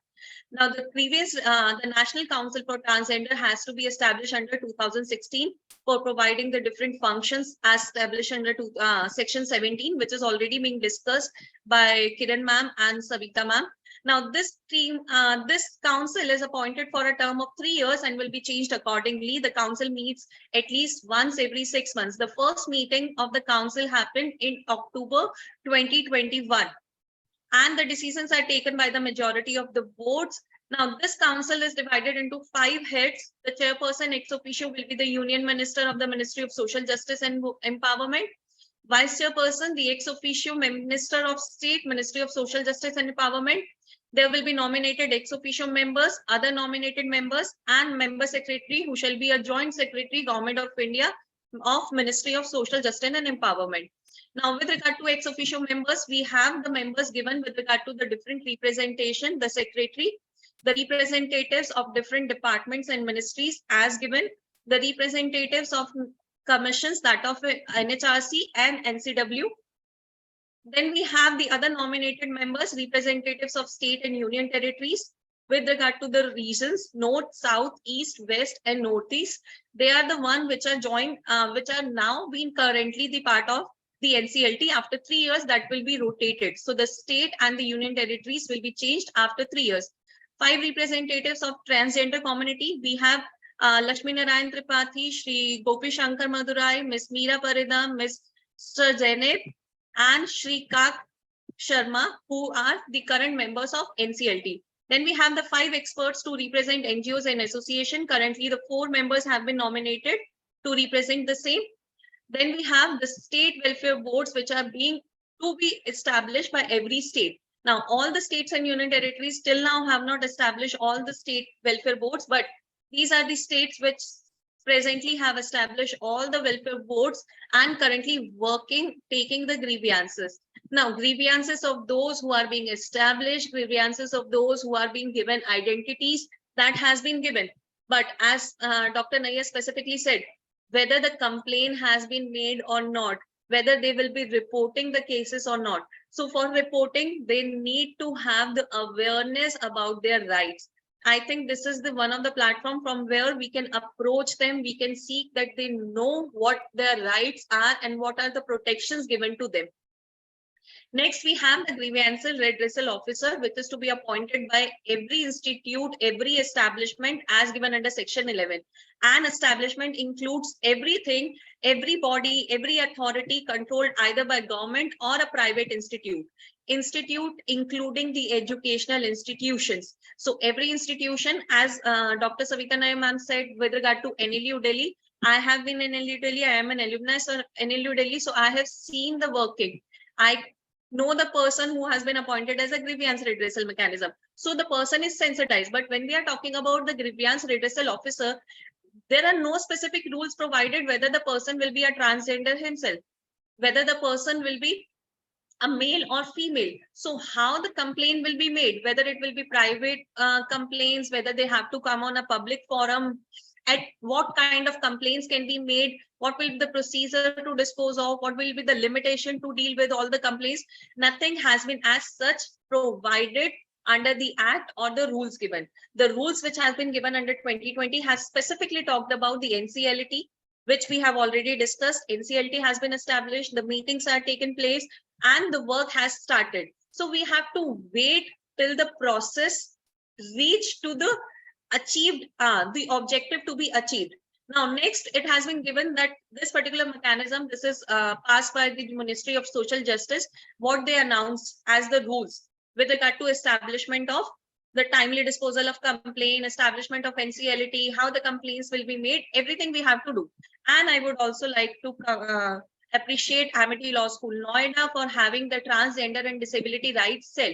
Now, for this cell to work, to approach the transgender is good, but we have to see and appreciate and have a setup of our mind that we must have the colleagues, we must have students. The students must be aware that they can have anyone. The male, female is not, no more will be there. Now the rights have been given as per any other person. They will be involved. They have all the rights to attend class, to sit there, and we must have the broadened mind. The problem is not with them. The problem is with us. We do not have the mind to accept someone as the third gender. That is what we require to do that. And I would like Dr. Sumitra to take steps for the same as through herself, that transgender and disability rights. Why disability? That is not a disability given, but that is the problem with us. They are the transgender and we are disabled from, I would say mentally, that we cannot accept that they exist and to give them their rights. Now with this, I would conclude my presentation. Thank you, Sumitra ma'am, and thank you, Nitan sir, for the opportunity. Thank you. Let's have a round of applause for Priyanka ma'am. Very well presented, dear ma'am. Priyanka ma'am and others who are attending this webinar would like to inform that it is under the ambit of Ministry of Social Justice and Empowerment that we have transgender rights cell and the disability rights cell. So we have inaugurated 2 cells, and that it is not just one cell. So one cell is for the transgender rights cell and the other one is for the disability rights cell. So we are catering to the needs of 2 different things under the ambit of Ministry of Law and Justice. Very, very well presented, Priyanka ma'am. And with your motivation, definitely Amity Legal Aid and Literacy Committee is going to do its maximum for the benefit of the transgender community per se, as per this webinar series. So, of course, yes, the great German thinker, Johann Goethe, who once said that I am what I am, so take me as I am. That goes the thing. And yes, the right to equality holds. So thank you all the 3 speakers for the marvelous presentations. It's now the time for question and answers.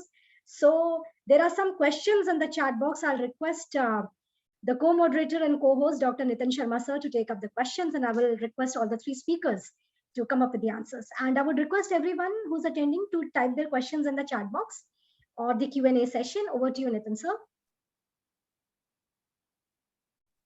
2 questions are already there.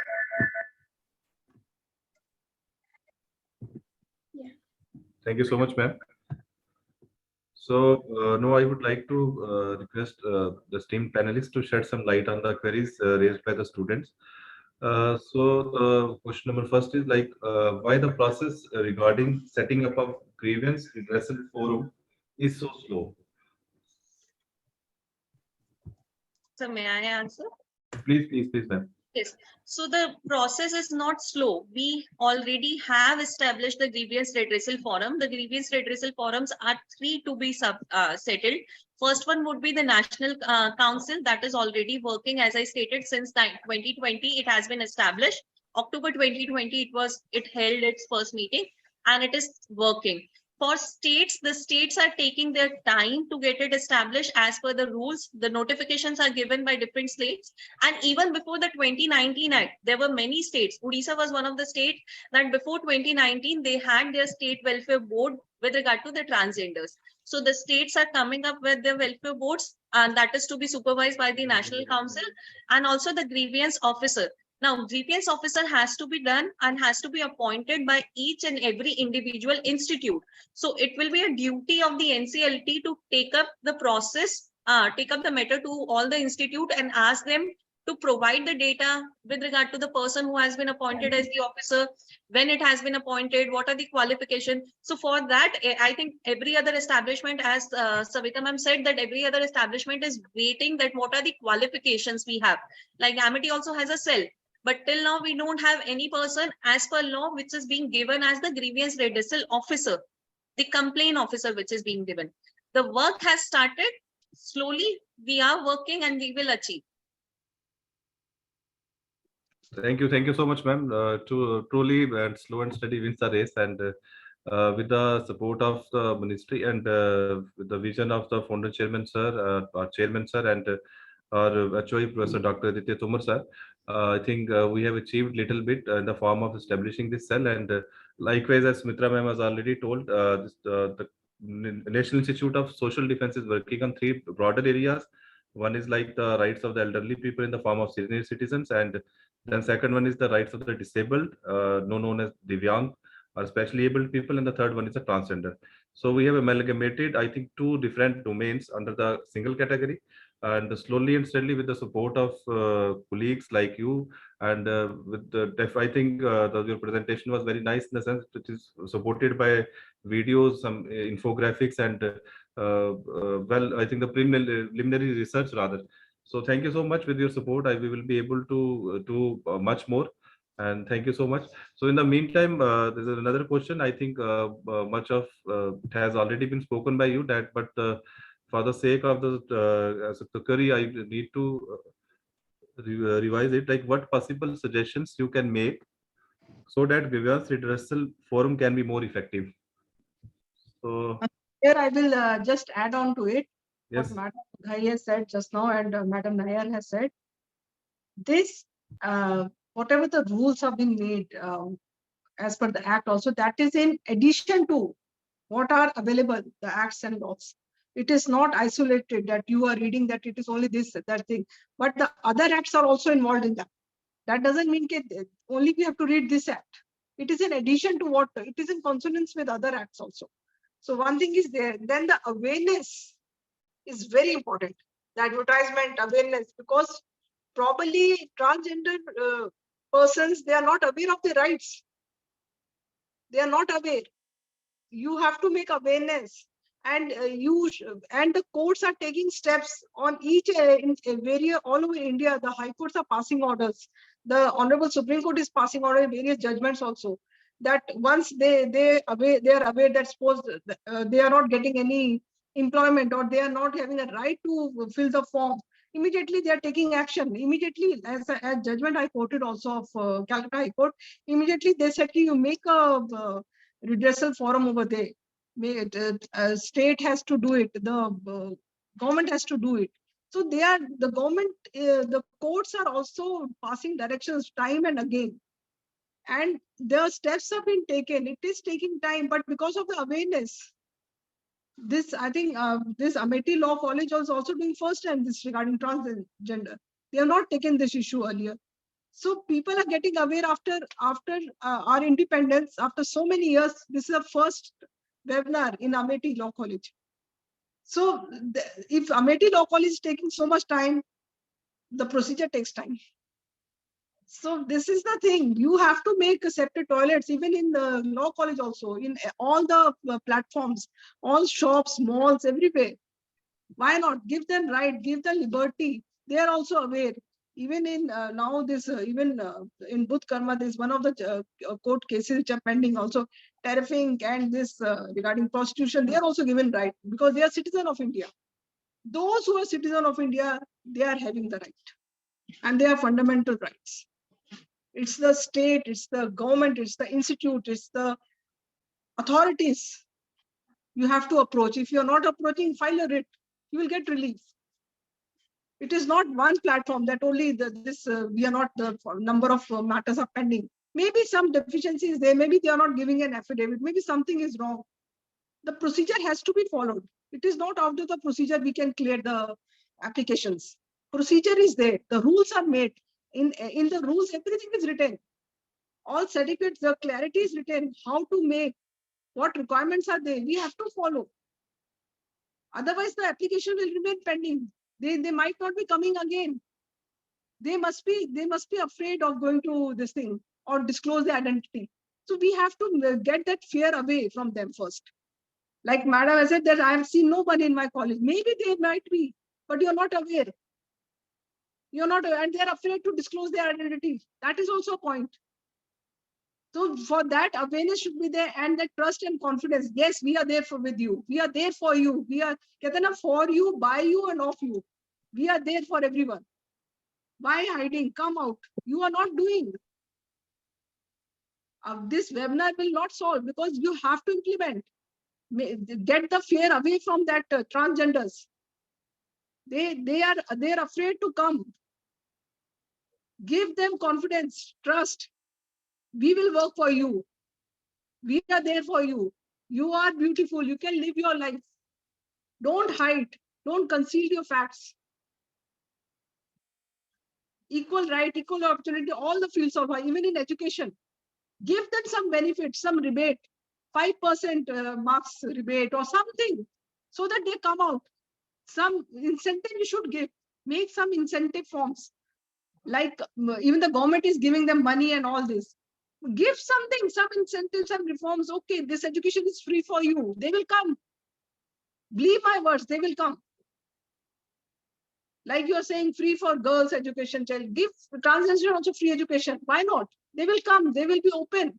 They are afraid to come. They are not showing the identity because of the stigma of the society, what we are facing. So we have to help them. The new generation has to help them. We have to accept them. Acceptance is very important over here. Why not from Amity Law College? Why not from today? Try to find out, give them marks, this thing rebate. Okay, you are cleared if you, even that cutoff marks are 15%, you give them at 10%, 8%, okay. Those who are so and so gender, third gender, you will get rebate. They will come open. Or give them free access, okay, free food for you, free lunch for you. Do something. Like ma'am have said, from the starting, it starts from home. Charity starts from home. So your home should start this charity. Your law college should start this. Try to help these people. Try to help these children, these students. They might be hiding somewhere. After so many years, like Amity is from very long I've seen established. That is not possible. Not even a single person is transgender. Must be, but they are hiding. They are concealing the facts. Try to help them. I think this is the best step what I can say. Otherwise, courts are there. They are doing their duty. Government is doing the duty. Now it's our turn to do the duties also. Society is looking at us. We should be there for everyone. They are citizens of India. So we are also citizens of India. Equal right, equal opportunity. So like this, I think you get an answer. Thank you so much. Right, ma'am. Thank you. And truly, like with the people of India, defies the boundaries of gender and defies the boundaries of like binary people and this division into two genders only. And no doubt, ma'am, we are doing our efforts. Everybody is doing his or her in his or her own way. And no doubt, government has done a lot in the by promulgating this act, by promulgating the rules. But at the same time, as per the studies and as per the experience of the people, reason being, we are doing this we're doing work on this particular area since 2019. And though it has become institutionalized just 3 months back, but this is the third of its kind major program. Firstly, it was like offline program. So no doubt you are very much right. We need to do more, and it is, I think, as a part of the inclusive education standards, rather enshrined in this act, we need to do more. We are doing I think we have created a conducive environment so that people should come out, students should come out, students should talk in a honestly, and they should not face any fear, any oppression, any stigma, or any sort of adverse distinction just on the basis of the fact that they belong to they belong to the gender which is not at all socially acceptable by few people just due to their parochial thinking. So thank you so much, ma'am, for enlightening us. But at the same time, I must say, depending upon the, I think on the basis of the ideas shared by the previous speakers, that still there are some apprehensions and inconsistencies in this act. And no doubt, ma'am, law is not at all static. I think it has the capability to grow. It can evolve, and I think with the passage of time, maybe we'll be able to mitigate the sufferings. But at the same time, you are very much right. At the outset, whatsoever we are having, we must deliver. So thank you so much, ma'am. Thank you for enlightening us, and thank you for what I think spoke very truly, and this is what is coming out of from the heart. Thank you so much, ma'am. Thank you. So there is another question. Can you? Yeah, thank you. So Well said, Nitin sir. What is required is an inclusive approach. And yes, a very large scale sensitization needs to be done on a pan India or a country level. And this should start right from the schools, that all of us begin to accept each other right from the school times, that the transgender community are an integral component of this community. And there is one question exclusively for Priyanka ma'am. Priyanka ma'am, there's one question I've got on my WhatsApp, and it is that in the video that you have just shown, so there is a transgender person, and then she holds a kid in the hand. So uh, having seen this kind of a picture, especially on the Indian streets, can we as students, as members of the community, do something for the economic development? And as today we are talking about contributing towards the global economy, so and if charity begins at home, what can we do to provide them some kind of economic developmental initiatives? What can we take up, ma'am? Ma'am, as I already spoke, with regard to economic development, if I have to contribute economically for myself, for the country, I have to be at a point to earn something. I am blessed that I have the education which makes me, I would say, which makes me accessible to the education so that I can earn.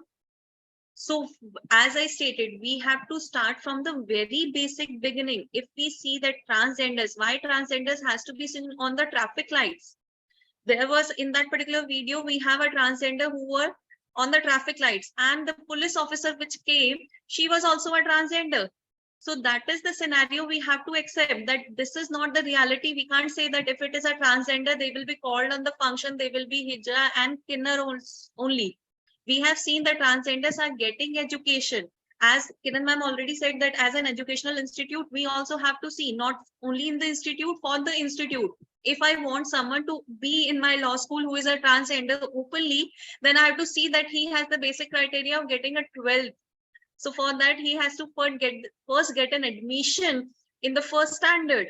That is, which is included in the Right to Education Act and the National Education Policy 2020.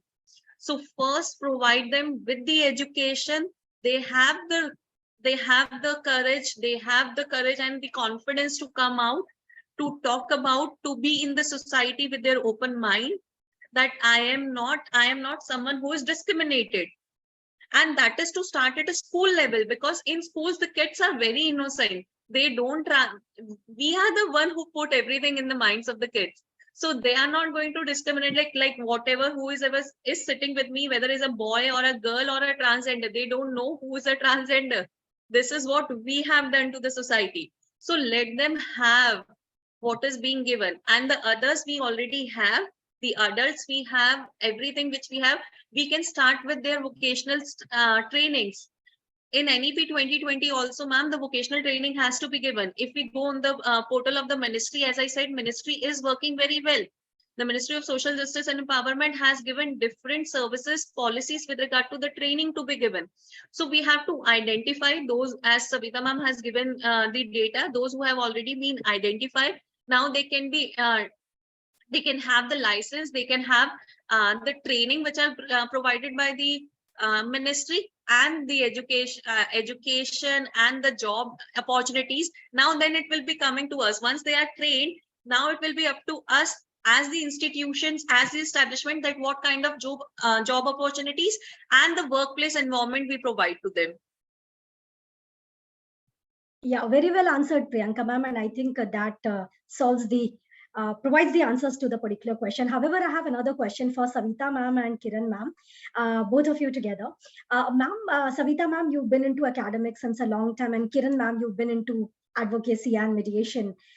What has been your experience? Because you have a wider experience than the students and many of the faculty members here. So ma'am, what has been your experience? How do you think in the professional canvas that you are in, how much sensitized the people are in the professional canvas in which you are in, and are the people ready to accept the transgender community as an integral part of the legal fraternity per se, or the academia or the courts? What is the scenario? Savita ma'am first.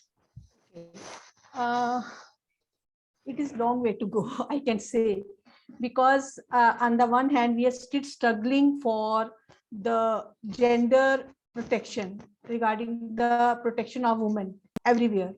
We don't find safe places. And then I have to talk about transgender, because at least women, they have recognition in different laws. They can get protection there.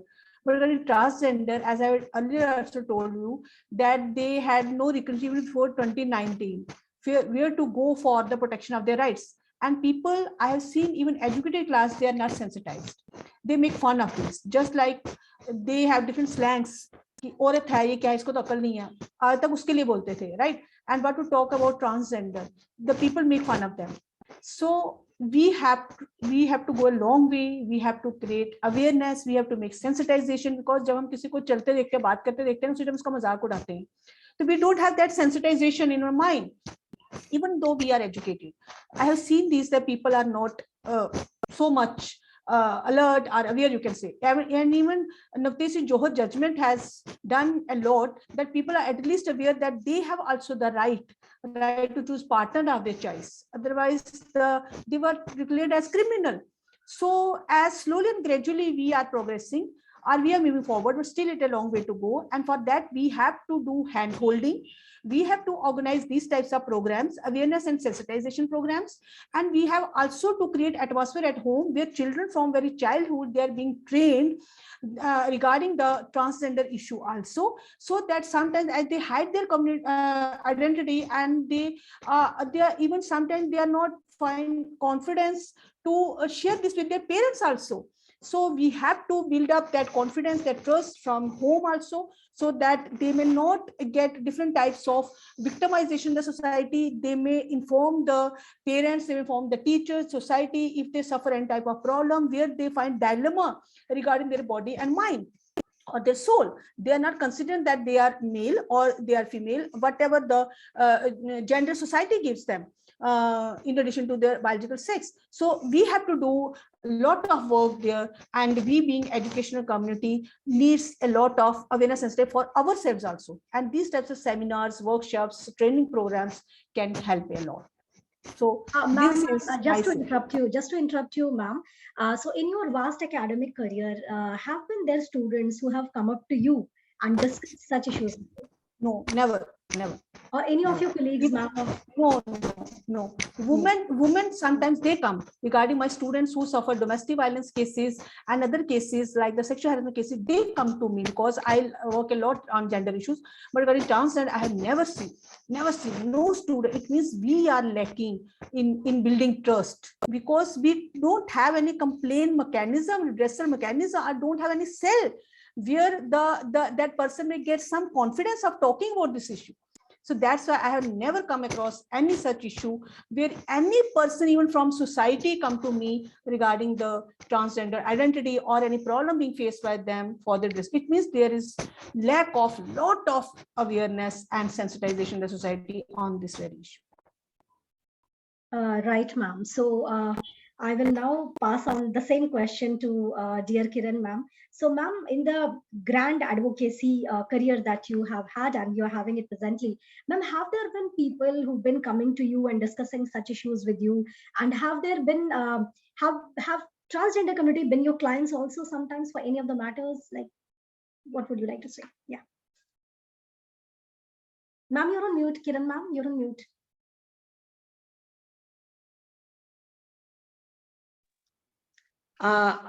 Sumitra ji, what I can say, very less people have, I can see in the court with regard to transgender or so.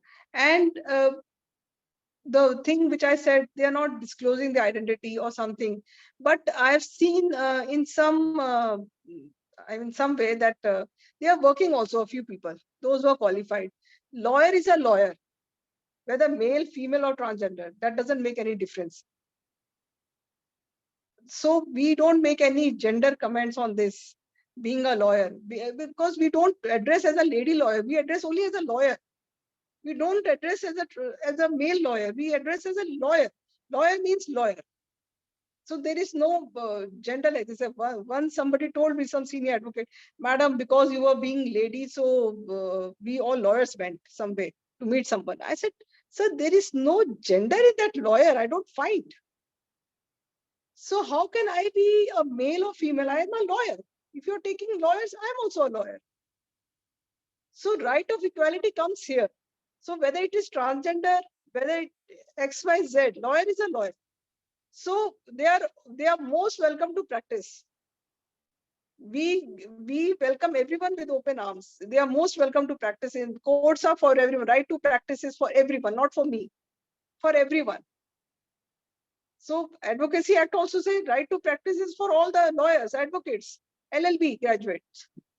So they are most welcome. Second thing is that you said, yes, I came across to one case in a mediation only, where a girl was, I believe she was a transgender, but she was not disclosing the identity to the husband. And husband was forcing के madam इसका आप एक बारी बोलो medical करा दे, ये medical के लिए नहीं चलती. And the girl was totally denying, I will not go. So these sort of people, they get married forcefully, and then they will not allow the husband or other spouse to touch or do something. Then they have a lot of apprehensions. Then the marriage breaks. Then so many issues are there. And we can't force anybody to go and do medical, We can say, okay, if it is not settled, we will refer it back to court. We can't give directions. We can't do anything. We can just guide them, request them, but अगर वो अपने husband की नहीं सुनी तो हमारी क्या सुनेगी? Can you imagine? मतलब it is the same general old story Indian culture कि father ने जबरदस्ती लड़की की शादी करा दी, लड़की came to know through XYZ कुछ transgender हो गया, something, maybe some others में other gender होगी, we can say, but वो she is not willing to participate in any medical this thing or counseling, marriage counselor के पास जाए or something like this. Case file kar diya, bas all this, and then the litigation starts, and boy is saying, I'm willing to accept only if I get the report. So that sort of issues are also coming. Where, as I said, there's a fear factor. They will not accept it. So first thing is acceptance within a person.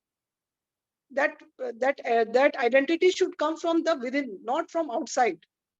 So if that fear factor goes, then only they will accept it. Now, that is our thing. They are working. They are getting jobs also in private things and other things. They are working. Transgenders are working also. It is not that they are only doing begging or prostitution or something like that.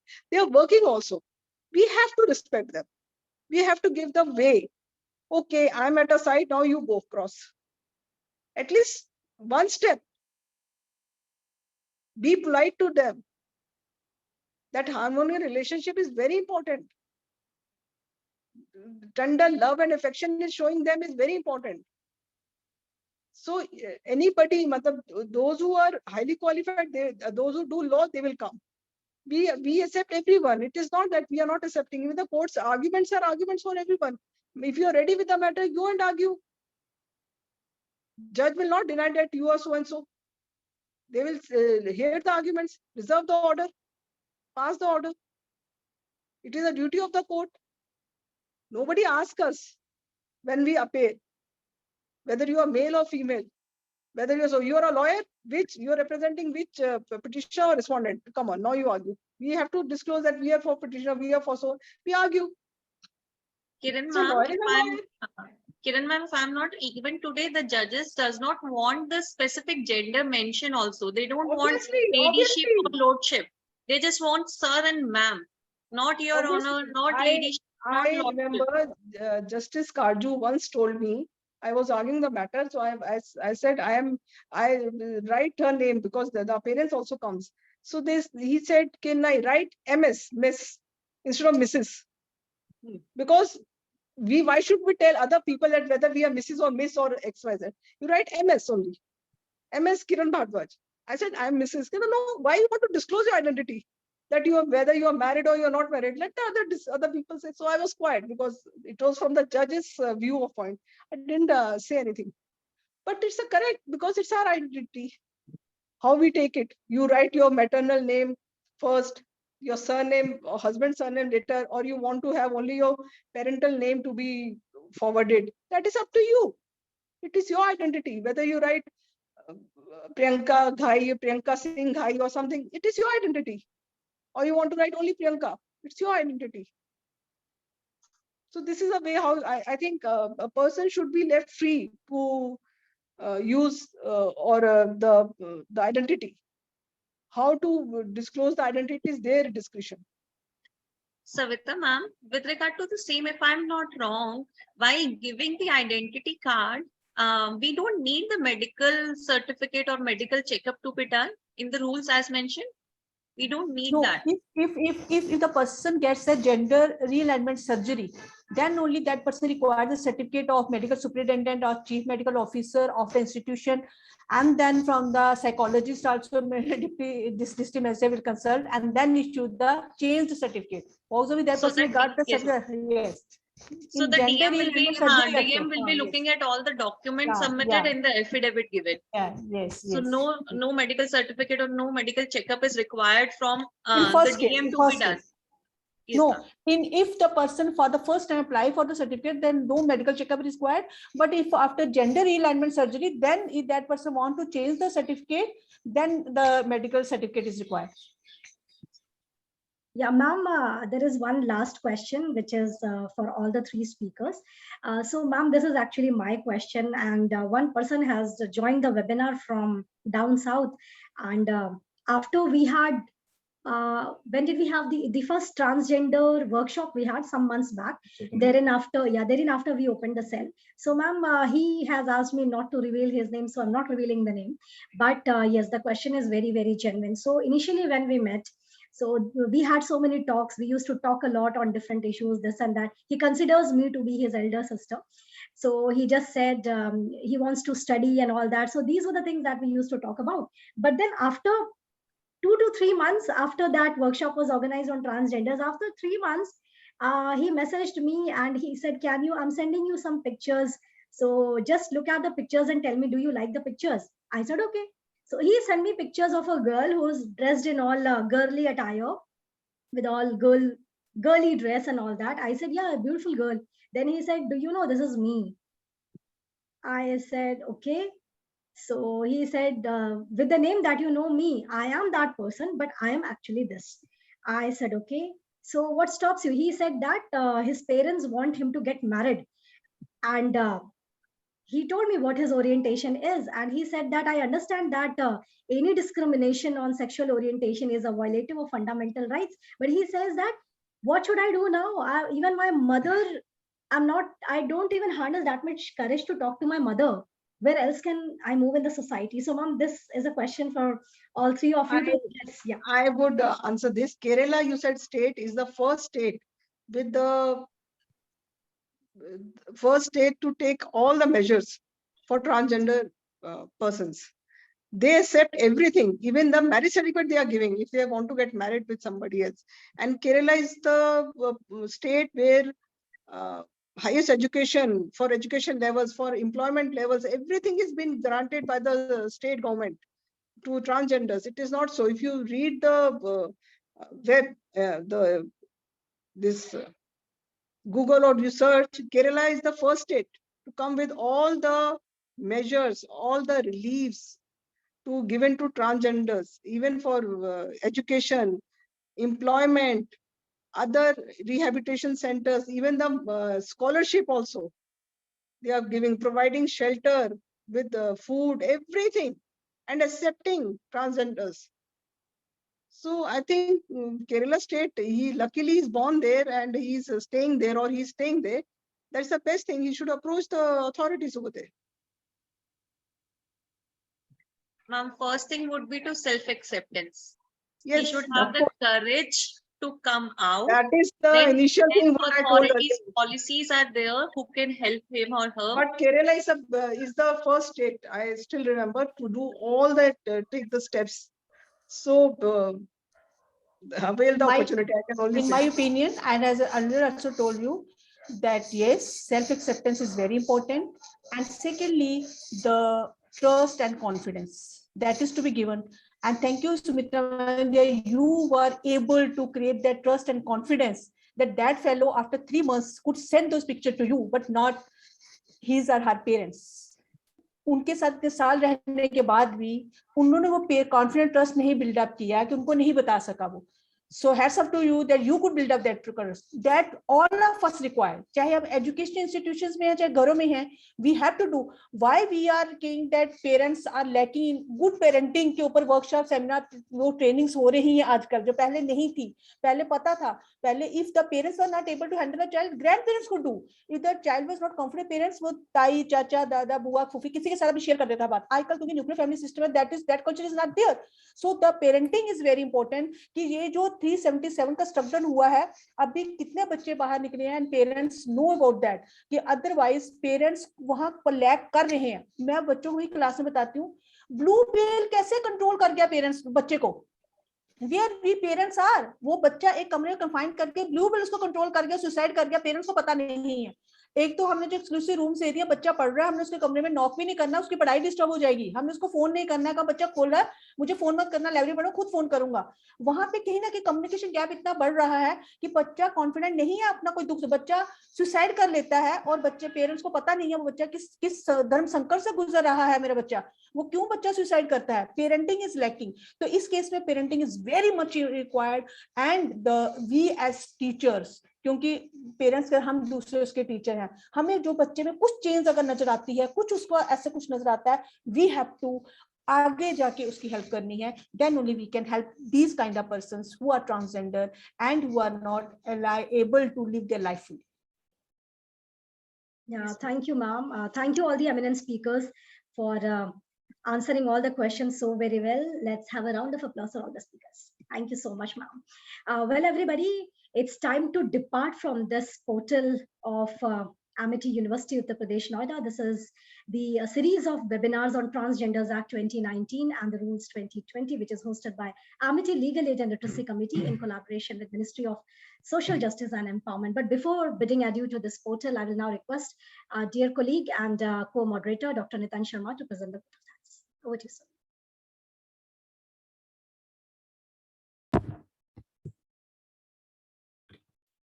So thank you, Smitra ma'am. So I think so it's a time to present the vote of thanks. And first of all, we are extremely thankful to our esteemed guests. So with the blessings of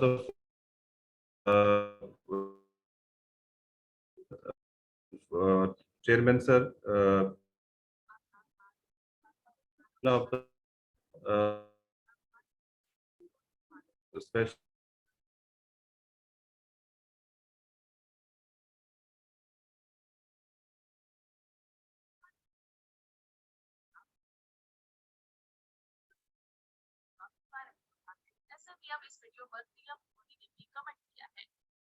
we are grateful to everyone who is like supporting this endeavor from the very beginning, and most importantly, we are extremely thankful to all the speakers for the today's session, deliberating upon the theme perspectives on the grievance redressal forum and mechanism established under the TG Act and rules. So we are extremely grateful to Dr. Kiran Bharadwaj ma'am, and she has comprehensively dealt with all the important aspects of the grievance redressal forum mechanism as well as the implementation dimension. And most importantly, we are extremely thankful to Professor Dr. Sveta Neer ma'am, who's an expert in gender studies, and she has beautifully highlighted the need to have the need of complaint officer in different institutions, be it educational or be it any other educational institution, and even the need to sensitize the general public through via webinars, seminars, and other such forums, so that the people at large shall be able to understand the intended objective of this legislation and follow the dictum that awareness is the first step towards change. This is what Amity Legal Aid and so Legal Aid and Literacy Society stands for. And most importantly, we are extremely thankful to Ms. Prinka Gai ma'am, our colleague and the teaching faculty at the Amity Law School, Noida, and with the help of, I think, with the help of videos and pictures and live examples, she has tried to highlight the we can say the implementation dimension as well as the gaps as well as the challenges which this particular community is facing. And even though she has suggested some solutions also, so I think with the support of our esteemed speakers, and even though we are extremely thankful to all our students and fellow colleagues who have joined this session, and most importantly, those who have who asked the questions to the panelists. And by that way only, we this particular discussion has reached up to a fruitful conclusion, and I think everybody is benefited by this. So thank you so much, man. Thank you so much, sir. So thank you, esteemed guest, and thanks a lot. Thank you, So, Nitin. Thank you, so before Sumitra. we Thank you, finally ma'am. end the Thank you. session,